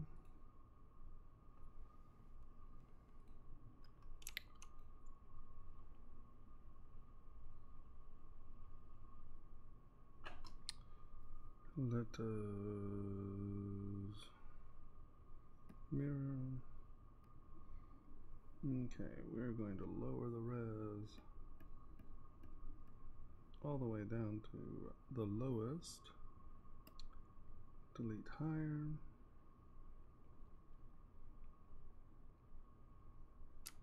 No, we are not. We are going to do this.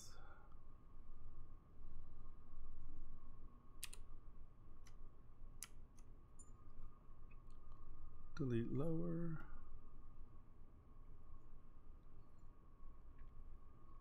Mirror X. We are going to take you back down to here.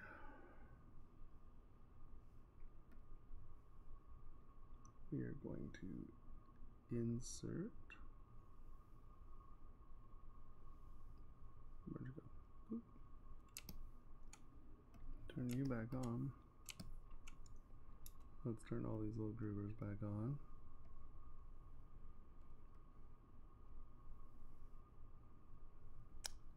W.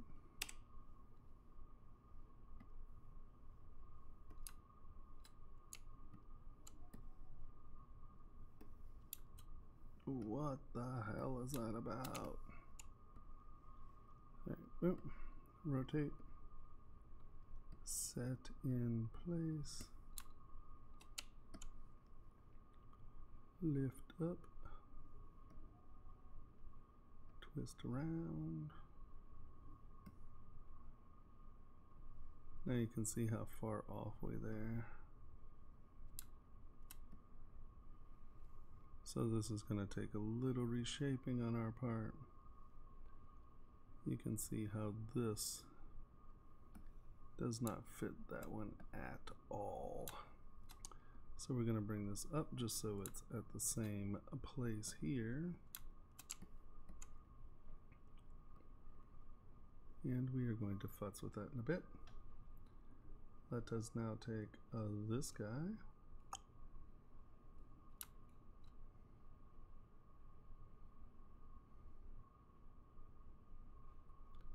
Quick save. Just in case.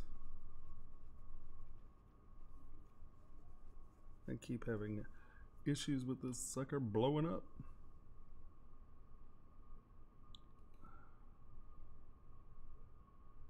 So this should be fine. Okay.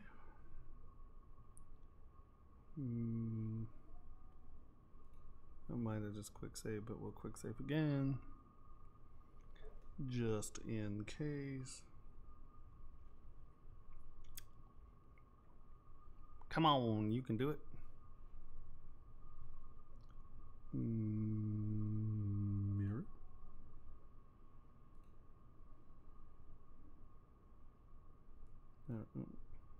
Come on, you can do it.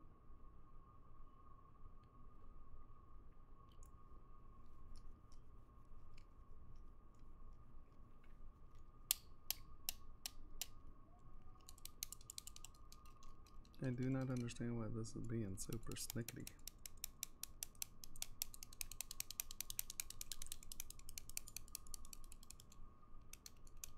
Alright, anybody has any questions other than why the hell do I keep crashing?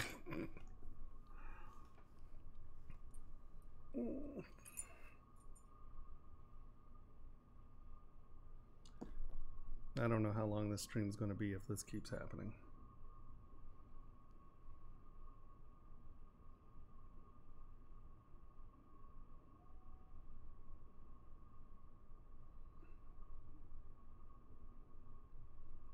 Well, it depends on what you mean by bend. Are you talking about reposing? Are you talking about getting a nice smooth curve? In what context are you bending it? Because the gizmo tools don't work with things that have subdivisions, which makes me want to cry a little, albeit. Man, it does not like that tool. Why is it crab-assing like this?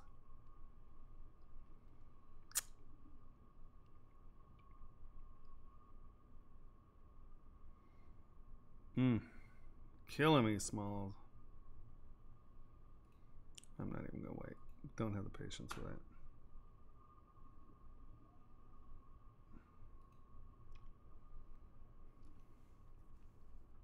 Can you give me an idea of what you're talking about, Martin, as far as bending?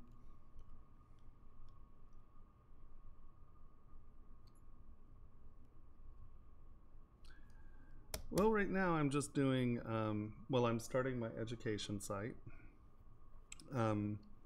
There's a link on my page. If you go to my streaming page, channel, and you come down here, well, there's always my Twitch, please join me. But ZBrush Jewelry Workshops, if you hit on that and come over here and sign up on the email, you can get my user interface, brushes, and all that stuff. There's some things I need to fix on my UI, but we're getting there. And then if you sign up, I'll tell you when the classes start, but this is my new education hub. We're doing Aster and Orion.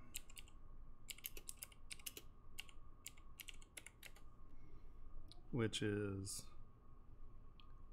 pretty earrings.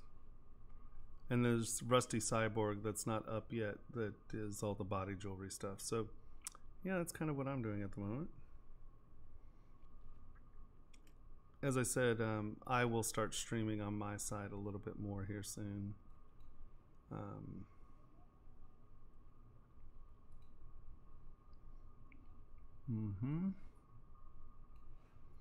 Okay, let's see if this is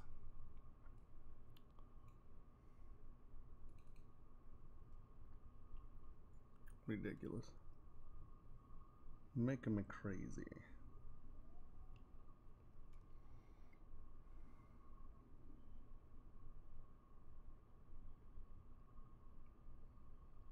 There's something weird going on with the meshes or something. There's no reason in the world this is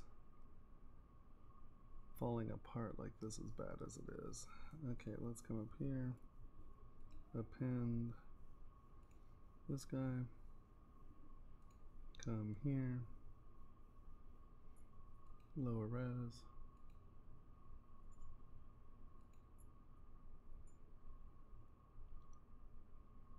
delete higher, delete lower,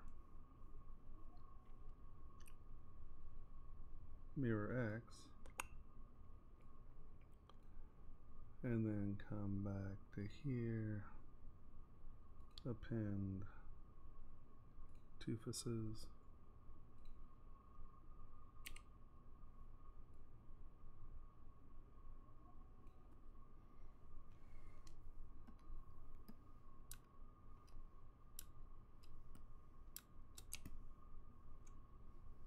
okay. Turn on transparency here so I can fit this in a little better.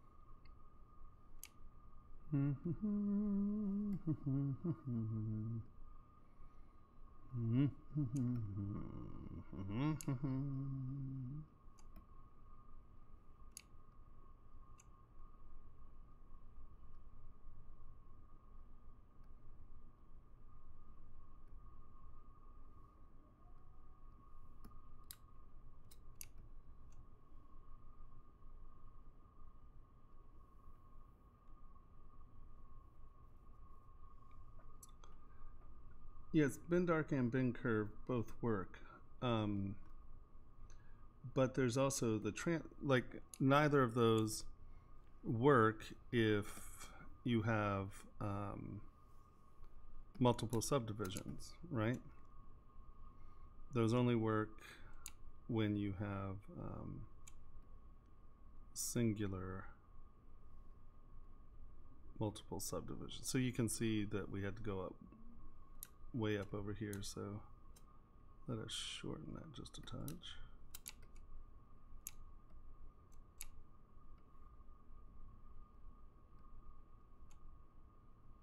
Kind of squeeze that down.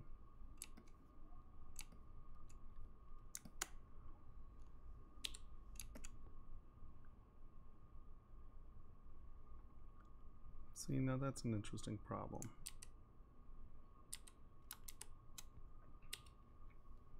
This wants to sit on the gum like there. Let's bring this out some.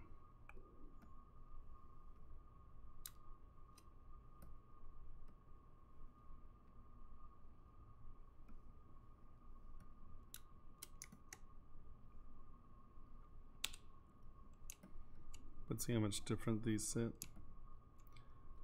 Now the question is,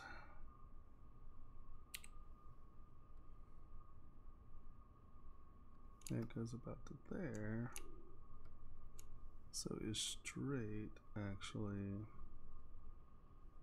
something in this vein?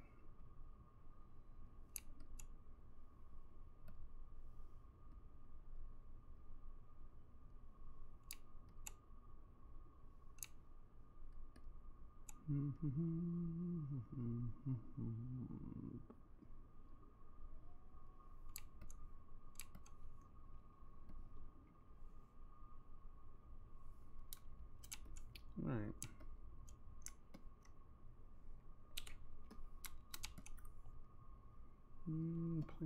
Planar.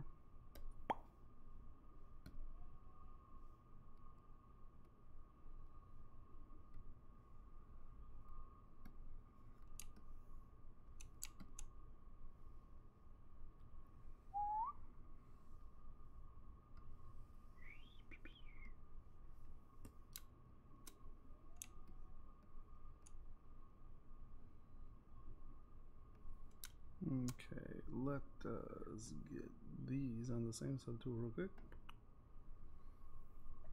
Planar. Planar flatten.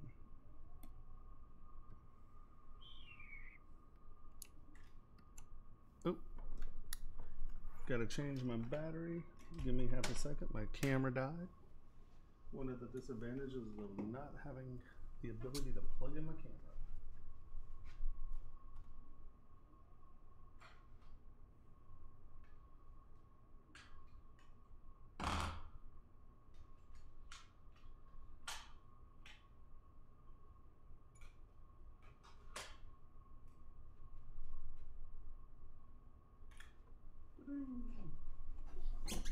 All right, that should fix that.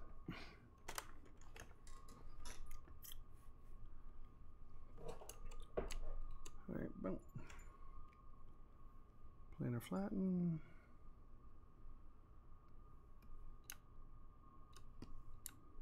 And then we tap this guy, and we come across.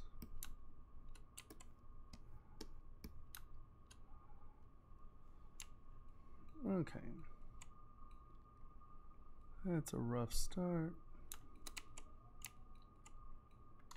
See what's sad is we now need to come in here and sort of get these guys to tap onto the gums just so we're not futzing around. That's pretty much in the right place.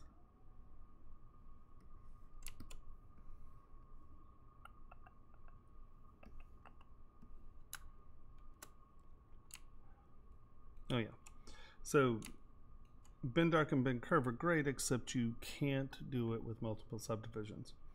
So transpose tool is always a good one. Y. So go into W, go to Y. Let's drag our little transpose tool out here. Now if you hold down Alt, you can see you can do some casual building. It distorts more than the other, but you can see where you can do quick shallow bends very well with that. And I find that to be a very powerful tool.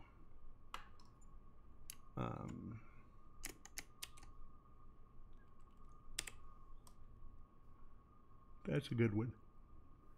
All right. Now you can see that from up here, take move, kind of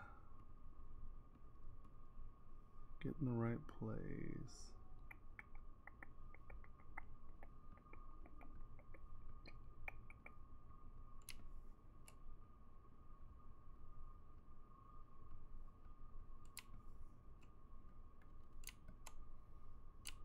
Come on. Why aren't you switching?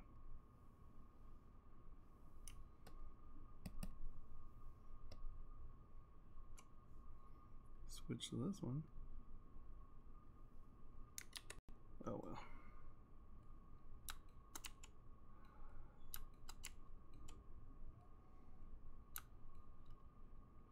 And see, I have to pull these up in the back so they intersect with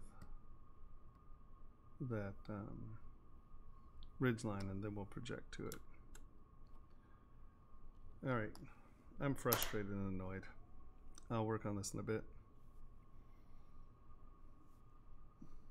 Makes me aggro.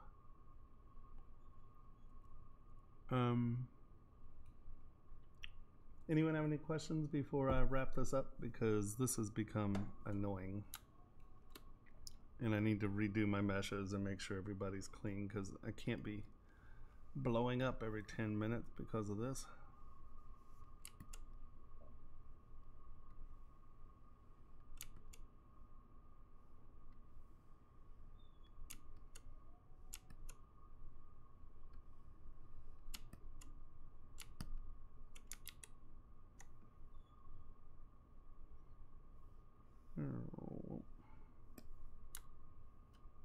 So that's trim front.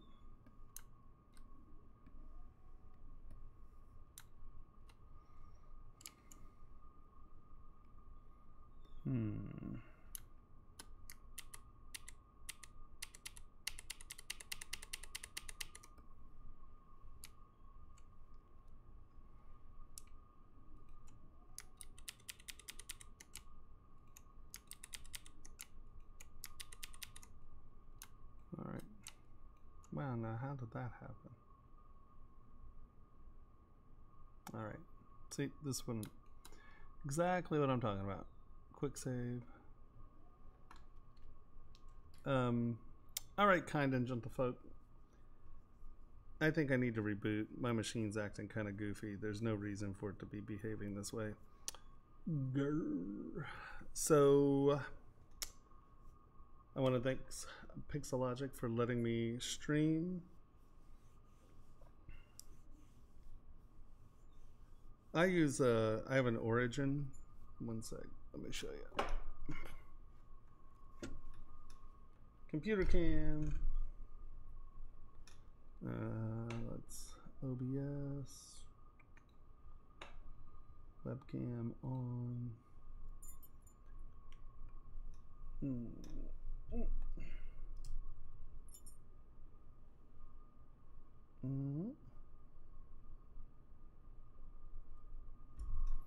I have a dual 16 core with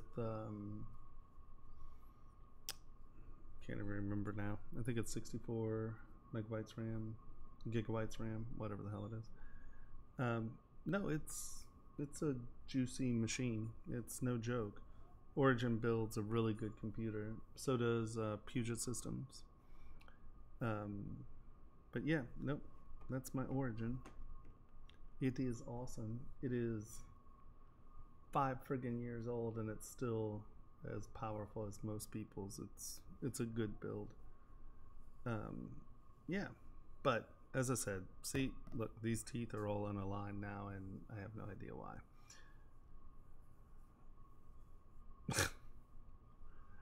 I'll tell you what, it still has more juice than most people's computers.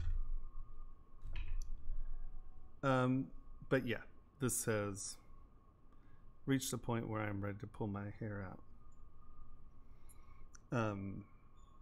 Yep. So I want to thank ZBrush for letting me stream. I mean, I've gone 4 hours, haven't I? Or almost 4 hours. How long is it?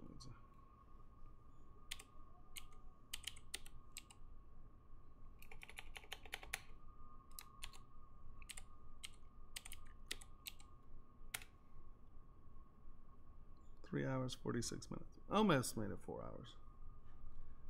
I apologize for not going longer, but I really need to reboot, and that's going to take forever. Let's quick save this before we do anything else. Yeah. Thank you, Pixelogic. Come join me on my stream, and also go to ZBrush Jewelry Workshops and sign up for the email list. I'll keep you informed on when the classes open up, and you can download my UI and brushes there. Let's see, anything else? Thanks, Ash, for coming by. Yeah, all right. I think that's it. ZBrush, awesome sauce.